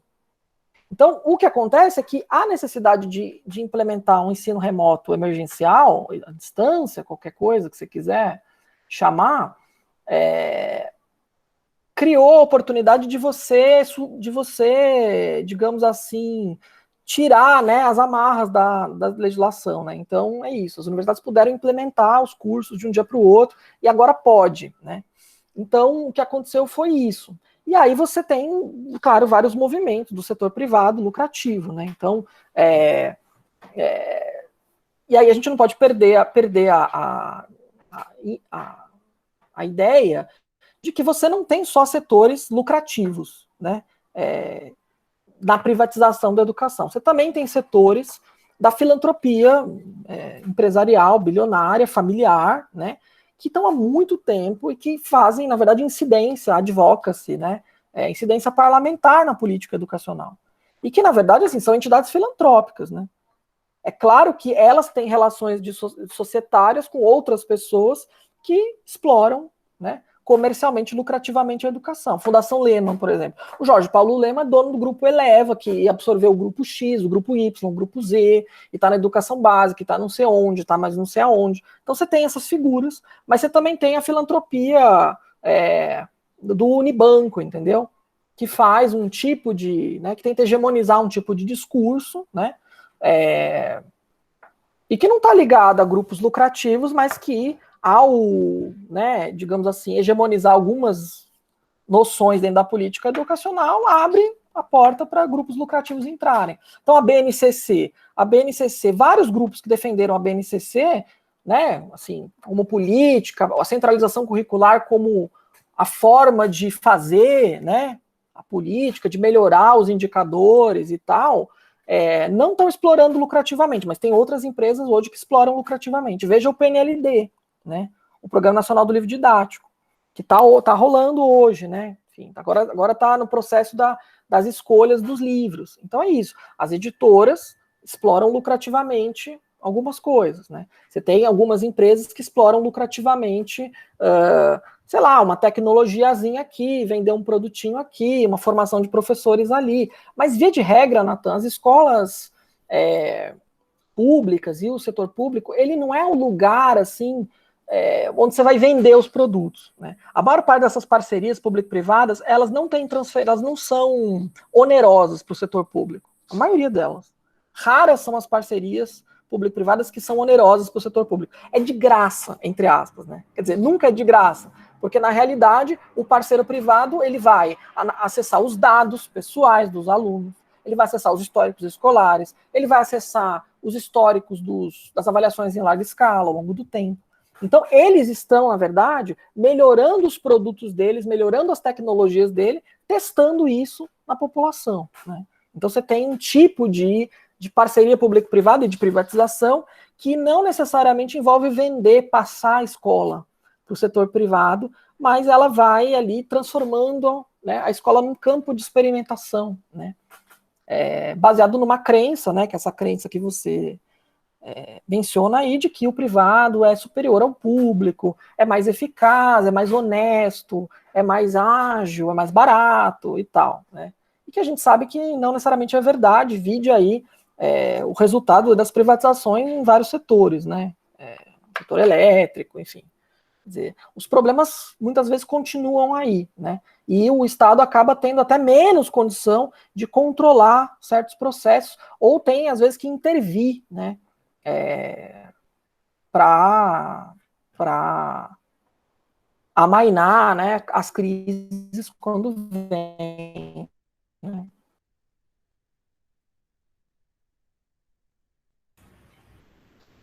Estou vendo aqui no chat, o Roberto colocou um comentário. Quer falar, Roberto?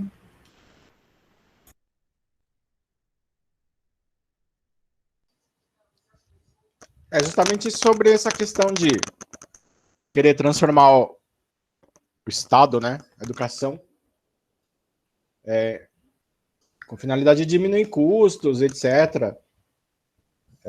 Talvez não privatizar, mas com certeza é uma transformação, né? Seja na forma de educação online ou na forma de gestão individual, né, de cada escola, de certa forma terceirizada, né? Essas organizações não governamentais aí tomam conta disso. E nessa linha da educação online, né, no caso universitária, a gente sabe que tem a Univesp, que é essa universidade virtual do Estado. Eu queria saber só se alguém acompanha isso, eu não sei como é que tá, eu sei que todo ano tem um vestibular deles, né, e selecionam pessoas, né, os estudantes, para esses cursos virtuais. Eu não sei qual que é o nível, né, porque é uma universidade, então, pública, de alto nível, teoricamente, mas eu não sei se alguém está acompanhando como é que está o nível dessa universidade, se ela está formando profissionais, né, para o mercado, se essa metodologia online está funcionando, coisa que a gente está, assim, online meio que num caráter emergencial, né, e bem precário, né, para muita gente. Então, será que também isso é um plano piloto? Foi criado para fazer tudo isso lá no futuro? Essa é uma dúvida. Bom, Roberto, super boa pergunta tua. Eu acho que é um pouco diferente, né? Acho que assim, quando a gente fala desse ensino remoto que barateia os custos, né? A gente está muito mais falando, né, de uma tendência das instituições privadas de ensino superior lucrativas, né? E muito menos das formas, né, de ensino à distância feitas pelo poder público, né? A Univesp, assim, até onde me consta, é uma instituição séria, né, que é feita dentro de uma perspectiva, né, política, né, do ensino à distância, de ampliação do acesso, né, de ampliação do acesso para pessoas que não têm acesso, às vezes, acesso físico à universidade. Da mesma forma, a gente pode ver, por exemplo, o Parfor, né, que também foi uma ação lá do governo Lula lá atrás, que ampliou também o acesso a cursos de licenciatura em várias partes do país, né. Ele era presencial, né, mas ele também tinha ali algumas coisas à distância, né. Então tinha tem experiências de ensino à distância, né, que são experiências que são pensadas numa outra chave, né. Eu acho que a Univesp está nesse grupo, né, que é uma experiência pensada nessa chave mais de ampliação do acesso, né. Especialmente para pessoas que já passaram pela universidade, que estão no segundo curso, né. Então, é até curioso, né, Marco Antônio, que o Marco Antônio e eu fomos convidados para assumir alguns cursos na Univesp uma certa vez, e nós aceitamos, né? E aí, na véspera da gente começar, né, a trabalhar na gravação das aulas, etc., a gente, enfim, teve uma questão burocrática, legal da UFABC, e aí nós não conseguimos dar continuidade, né? Mas é isso, assim, nós é que seríamos as pessoas que iam organizar lá a formação, né? Com todas as limitações que eu vejo, né, Roberto? Então, assim, eu acho que a Univesp é uma iniciativa positiva, quer dizer, e o que é muito interessante, Roberto, é saber o seguinte, que o ensino à distância, bem feito, ele não é barato, ele não é mais barato, ou muito mais barato do que o ensino presencial, né? Ele é caro, né? É caro fazer isso. Você precisa ter plataforma, sistema, tutores, gravações de alta qualidade. A Univesp faz em estúdio de televisão, gravação. Tudo isso, horas de estúdio, tudo isso custa dinheiro, né? Então, tem né, programações, debates, convidados, entendeu? Você tem uma indústria para fazer uma coisa dessa funcionar, de fato, gasta-se muito, né? Eu não sei te dizer a qualidade dos cursos da Univesp, né? Se esses cursos são melhores ou piores que os cursos presenciais. Eu acho que, sim, você perde muito num curso não presencial, via de regra. Mas acho que a Univesp está num lugar um pouco diferente, né? Dessa bacia das almas aí da EAD, para economizar dinheiro, né? Assim, quantos meninos e meninas aí que foram meus alunos nas escolas, que eu já vi que entraram na faculdade privada, e aí o curso virou à distância de um dia para o outro, mudaram o projeto pedagógico, juntaram as classes de pedagogia, sociologia e filosofia, entendeu? Esse tipo de coisa não vai acontecer na Univesp, né? Então, assim, tem um certo limite, né?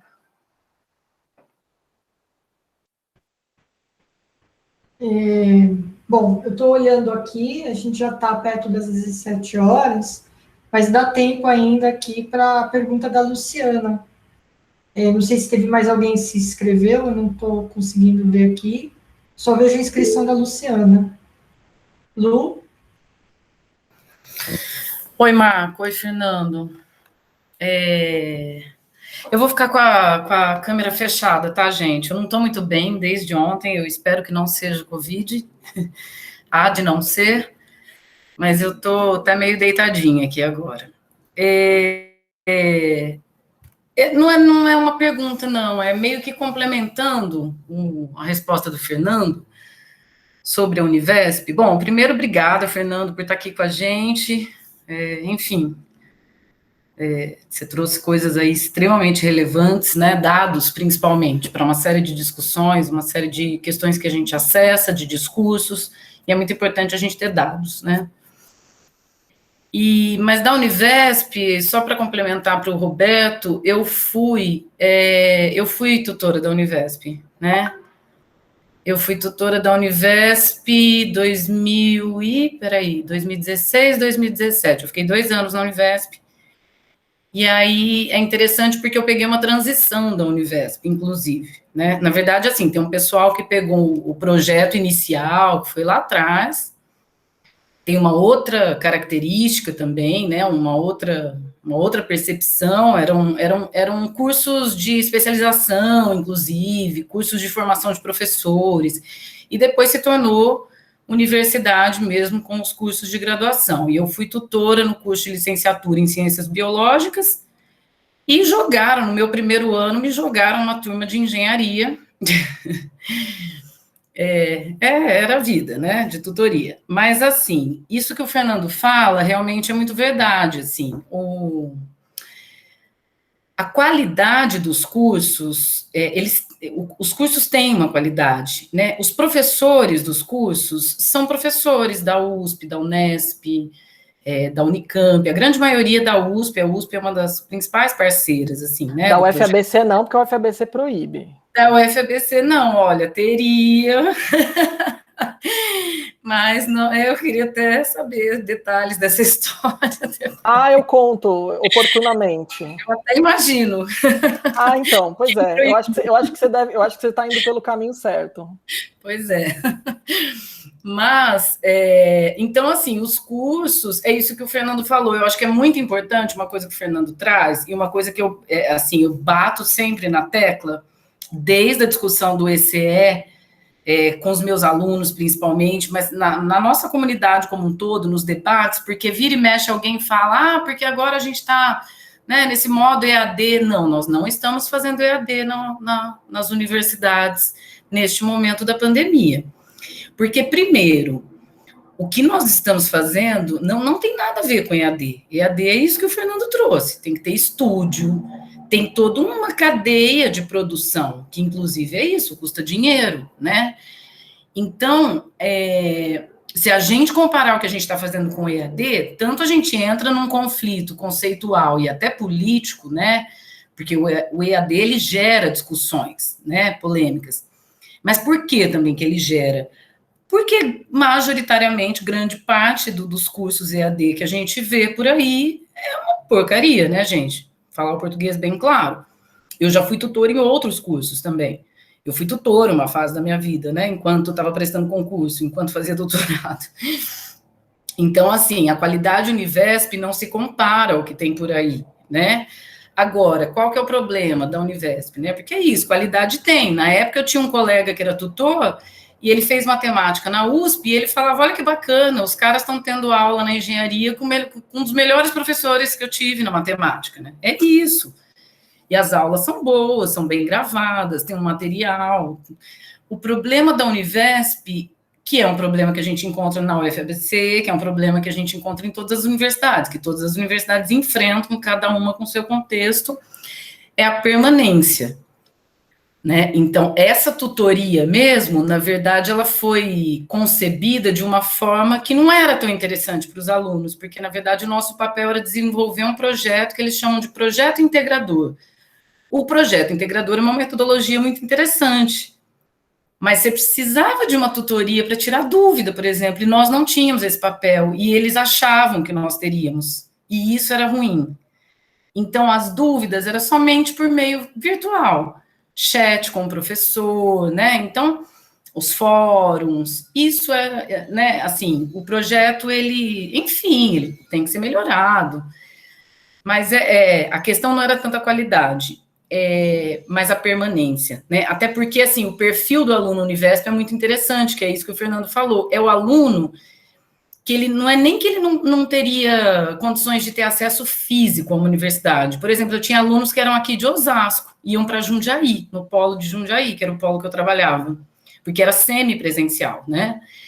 Poderiam ir para a UFABC, fazer licenciatura em Ciências Biológicas? Poderiam, mas eles têm como fazer um curso na UFABC, ou diurno, ou mesmo noturno? São pessoas com famílias, são pessoas que, enfim, estão há 10, 15, 20 anos e voltam a estudar, né? Estão sem estudar e voltam a estudar. Então, é um perfil muito interessante, tem um papel de inclusão realmente muito interessante. Mas aí, enfim, para não me estender muito, só falar da transição que eu peguei, porque justamente o que acontece? Em 2000, no meio de 2017, o nosso governador, então, da época, resolve pegar a Univesp como plataforma de campanha. E aí, das 5.000, 6.000 vagas, acho que era uma coisa assim que a gente tinha, ele expande para 11.000. 11.000, gente, de uma hora para outra. E no semestre seguinte, ele expandiu para 14 ou 16.000, não me lembro bem agora. Sem que os recursos humanos crescessem na mesma proporção. E aí a Univesp virou um caos, inclusive em termos de TI, de suporte tecnológico, até para a gente que trabalhava lá. A mão de obra de tutoria também teve uma precariedade. Antes era bolsa, passou a ser carteira assinada, mas teve uma redução de valor absurda, assim, foi pela metade praticamente. Eu continuei no ano seguinte ganhando a metade do que eu ganhava no ano anterior, olha que loucura, que já não era muito. E também descaracterizou um pouco o projeto político-pedagógico inicial. Então, o curso em que eu estava, o pessoal já estava nos últimos 2 anos, era para ser semipresencial até o fim, e eles vieram com uma mudança no projeto. Então, esse pessoal passou a fazer só a distância, a segunda metade do curso. Então, hoje, não sei como que está a Univesp, porque ela foi usada como plataforma de campanha, né? Mas o projeto inicial, assim, é muito interessante, é bem diferente aí dos EADs.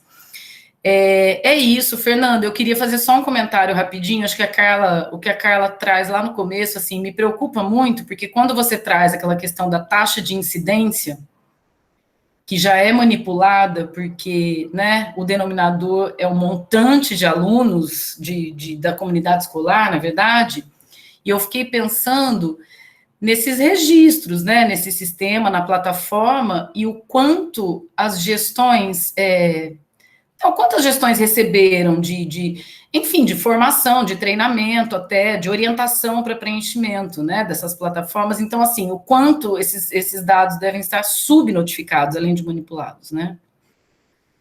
É isso, obrigada.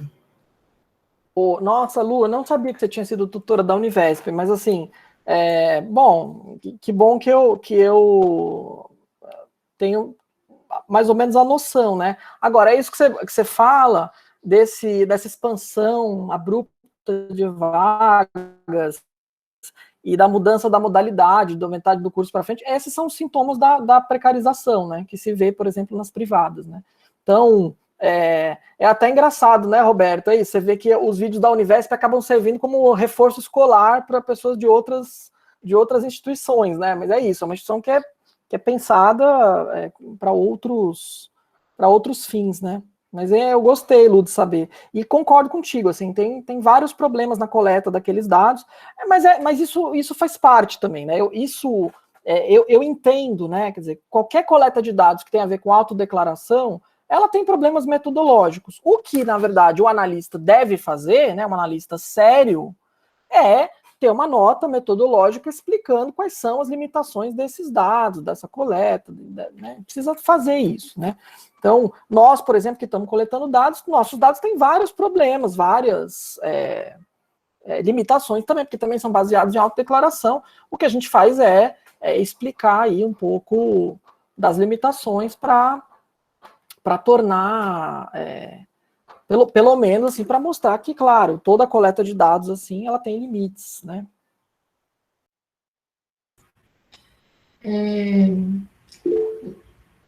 Assim, a gente passa para a Lídia, e aí a gente já vai encerrando depois, tá bom? Queria só comentar aqui, Luciana, espero que não seja nada, melhoras aí, tá bom? E aí, Lídia, contigo. Quando a gente pensar nas voltas aulas, tem muita discussão do que poderia ser feito caso não voltasse, né? E aí entra até na questão do EAD. Só que eu nem estou entrando muito no quesito de quantas pessoas vão ter acesso ao EAD, porque a gente sabe que é um problema. Mas na questão do que quando o EAD é ofertado, tem a discussão se ele é de qualidade, que é até a discussão que estava tendo agora há pouco. E também vem a questão de pensar que, por talvez não ter a qualidade que teria o presencial, não fosse adequado ofertar. Inclusive, quando a gente pensa até no ensino superior, aqui na faculdade, a gente está enfrentando esse problema de pensar o que talvez seja ok de ofertar nesse momento, o que talvez não seja ok.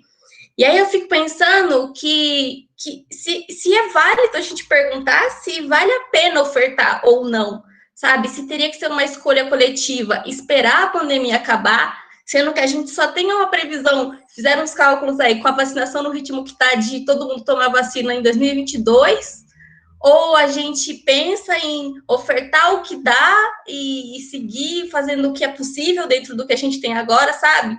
Sem que fique uma coisa muito de excludente, né, das pessoas que não podem, mas também também, porque as pessoas que não têm como concluir a faculdade, porque ou a escola, porque acaba perdendo a qualidade, se tivesse no EAD, elas vão ter um tempo a mais para se formar na escola, na faculdade, né?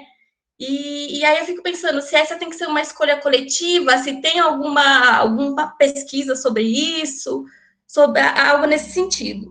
E emendando aqui rapidinho, uma outra coisa que eu pensei é que o governo do estado, ele faz um marketing em cima da volta às aulas, no sentido da alimentação, que volta às aulas porque os alunos precisam da alimentação, e aí fica essa dicotomia de o aluno mantém a vida em casa sem o vírus, mas sem comida, ou ele vai para a escola, tem a comida, mas está sujeito ao vírus, sabe? E aí, eu vendo as propagandas que passam na TV, até eu fico sensibilizada e eu nem concordo com as voltas às aulas. E aí eu penso em como a gente pode trabalhar uma discussão sem entrar nessa dicotomia do vírus, da alimentação, e conseguir ter um debate mais racional sobre isso.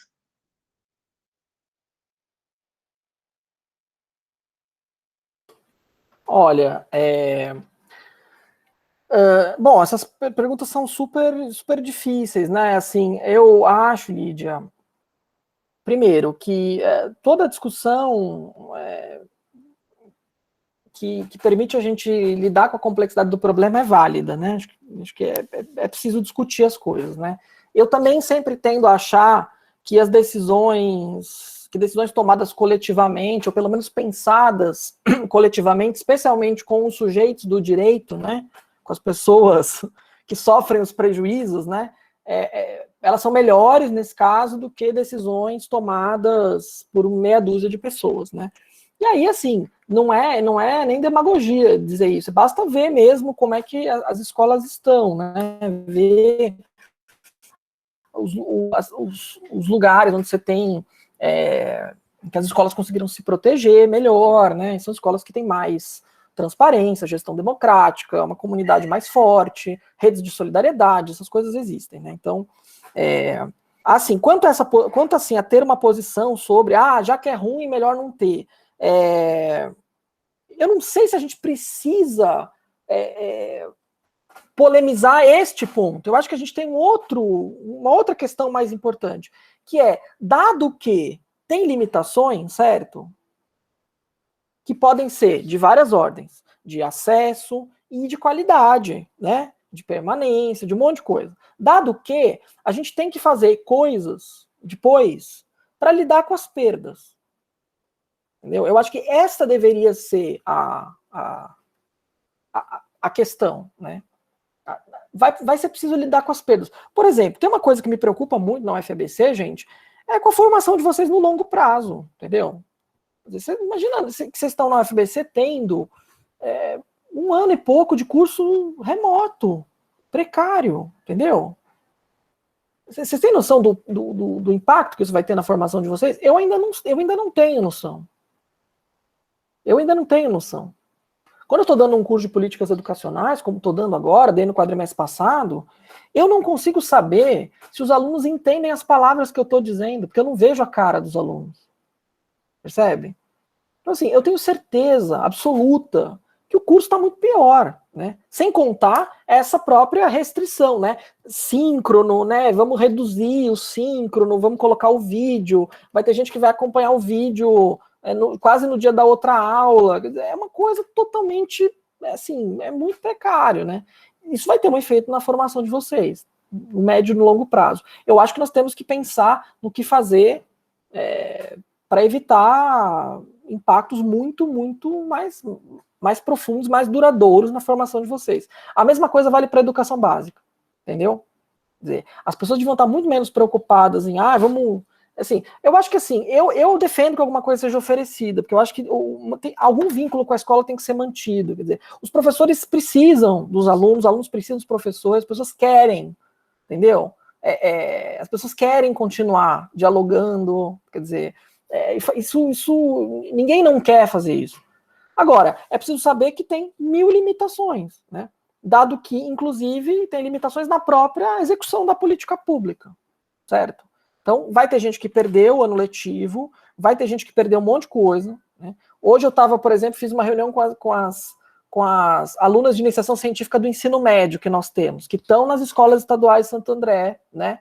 Que são alunas que estão fazendo iniciação científica, então, assim, elas já estão, né, pensando fora da escola, estão na escola, e assim, nossa, elas perderam muita coisa, entendeu? Conteúdo do ano letivo, muita coisa, né? É isso, assim, elas duas especificamente até têm espaço para estudar em casa, elas conseguem abrir uma tela do Google Meet para conversar comigo, com os professores delas, entendeu? Mas assim, perderam muita coisa, né? Então é muito mais importante do que dicotomizar agora, né, ensino remoto ou não sei o que ou não, é ver o que vai ser feito depois para lidar com as perdas, porque eu acho que esse é o problema, e é isso que o Estado está evitando. Isso o Estado evita. Isso a UFABC também evita em certa medida, entendeu? Quer dizer, isso não está na pauta do debate da UFABC. Não sei se evita. É que não está na pauta. Entendeu? Então é isso. Acho que esse assunto precisa entrar em pauta na UFABC e precisa entrar em pauta nas redes de ensino, né? Então é isso. O que é que será feito para lidar com os prejuízos? Que são enormes em muitos casos. Bom, eu estou olhando aqui o horário, a gente já até passou bastante, mas também é sinal de que a conversa e o nosso debate está bom, né? Mas a gente precisa realmente já ir encaminhando aqui para o final, tá bom, minha gente? Eu não sei se tem mais alguém, mas se alguém tinha se inscrito, eu não sei se eu perdi algo. Mas, enfim... Então, eu queria agradecer o Fernando, viu? Fernando, obrigado em nome de todo mundo. Já queria te convidar, assim, uma outra oportunidade para você voltar para falar com a gente sobre a BNCC, que eu sei que é um outro assunto que você estuda bastante, e é um assunto que tem tudo a ver aqui com a nossa atuação. Então, já fica aí o convite aí para uma oportunidade futura. Tá? Enfim, e aí, para a gente finalizar, eu queria propor o seguinte, para quem puder, abrir a câmera para a gente ter um print foto desse nosso primeiro encontro, né, que é o nosso primeiro encontro para debater educação, escola e tudo mais, dentro do Residência Pedagógica.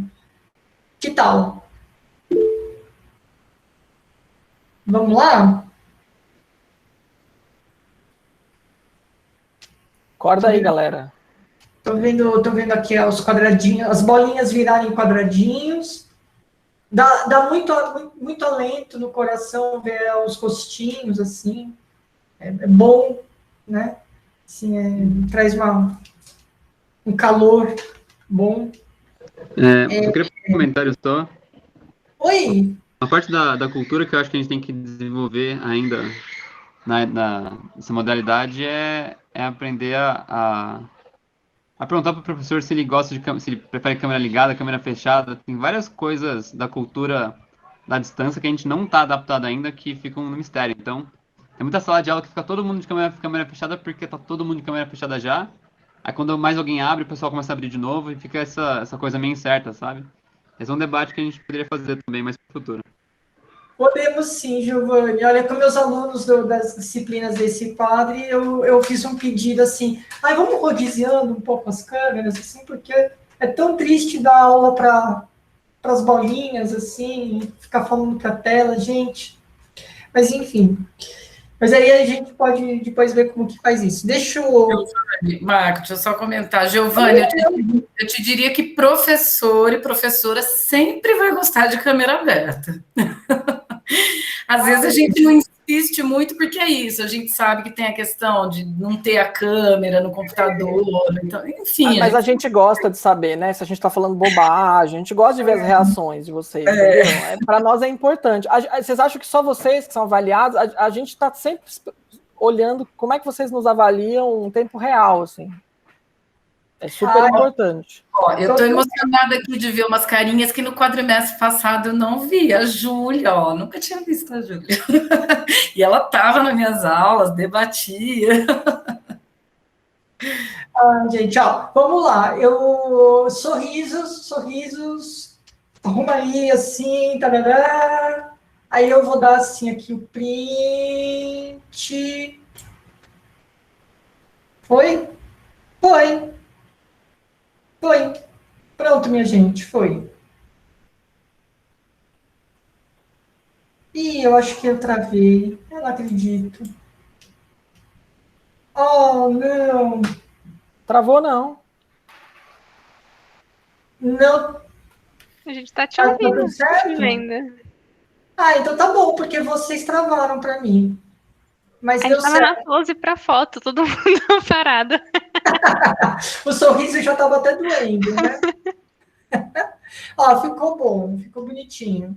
Aí, essa é a foto que eu vou... É a foto oficial do nosso primeiro encontro. E aí eu vou pôr na página do Residência, tá bom? Bom, é isso, minha gente. Vamos nessa? Então, obrigado a todo mundo. Tchau, O gente. nosso próxima reunião geral é o mês que vem. E aí eu vou mandar a agenda para vocês, um pedido que me fizeram, que eu mandasse, assim, por e-mail, uma agenda da programação, tudo. Farei, tá bom? Então, fiquem tranquilas em relação a isso. E aí, Fernando, obrigado mais uma vez. E aí eu pedi para a Carla e o Cauê ficarem comigo só mais 2 minutinhos para a gente resolver alguns problemas técnicos para a próxima, tá bom? Tchau, gente. Tudo de bom. Bom final de semana. Fiquem Tchau, bem. gente. Bom final de semana. Tchau. Tchau, gente. Valeu, Vegas.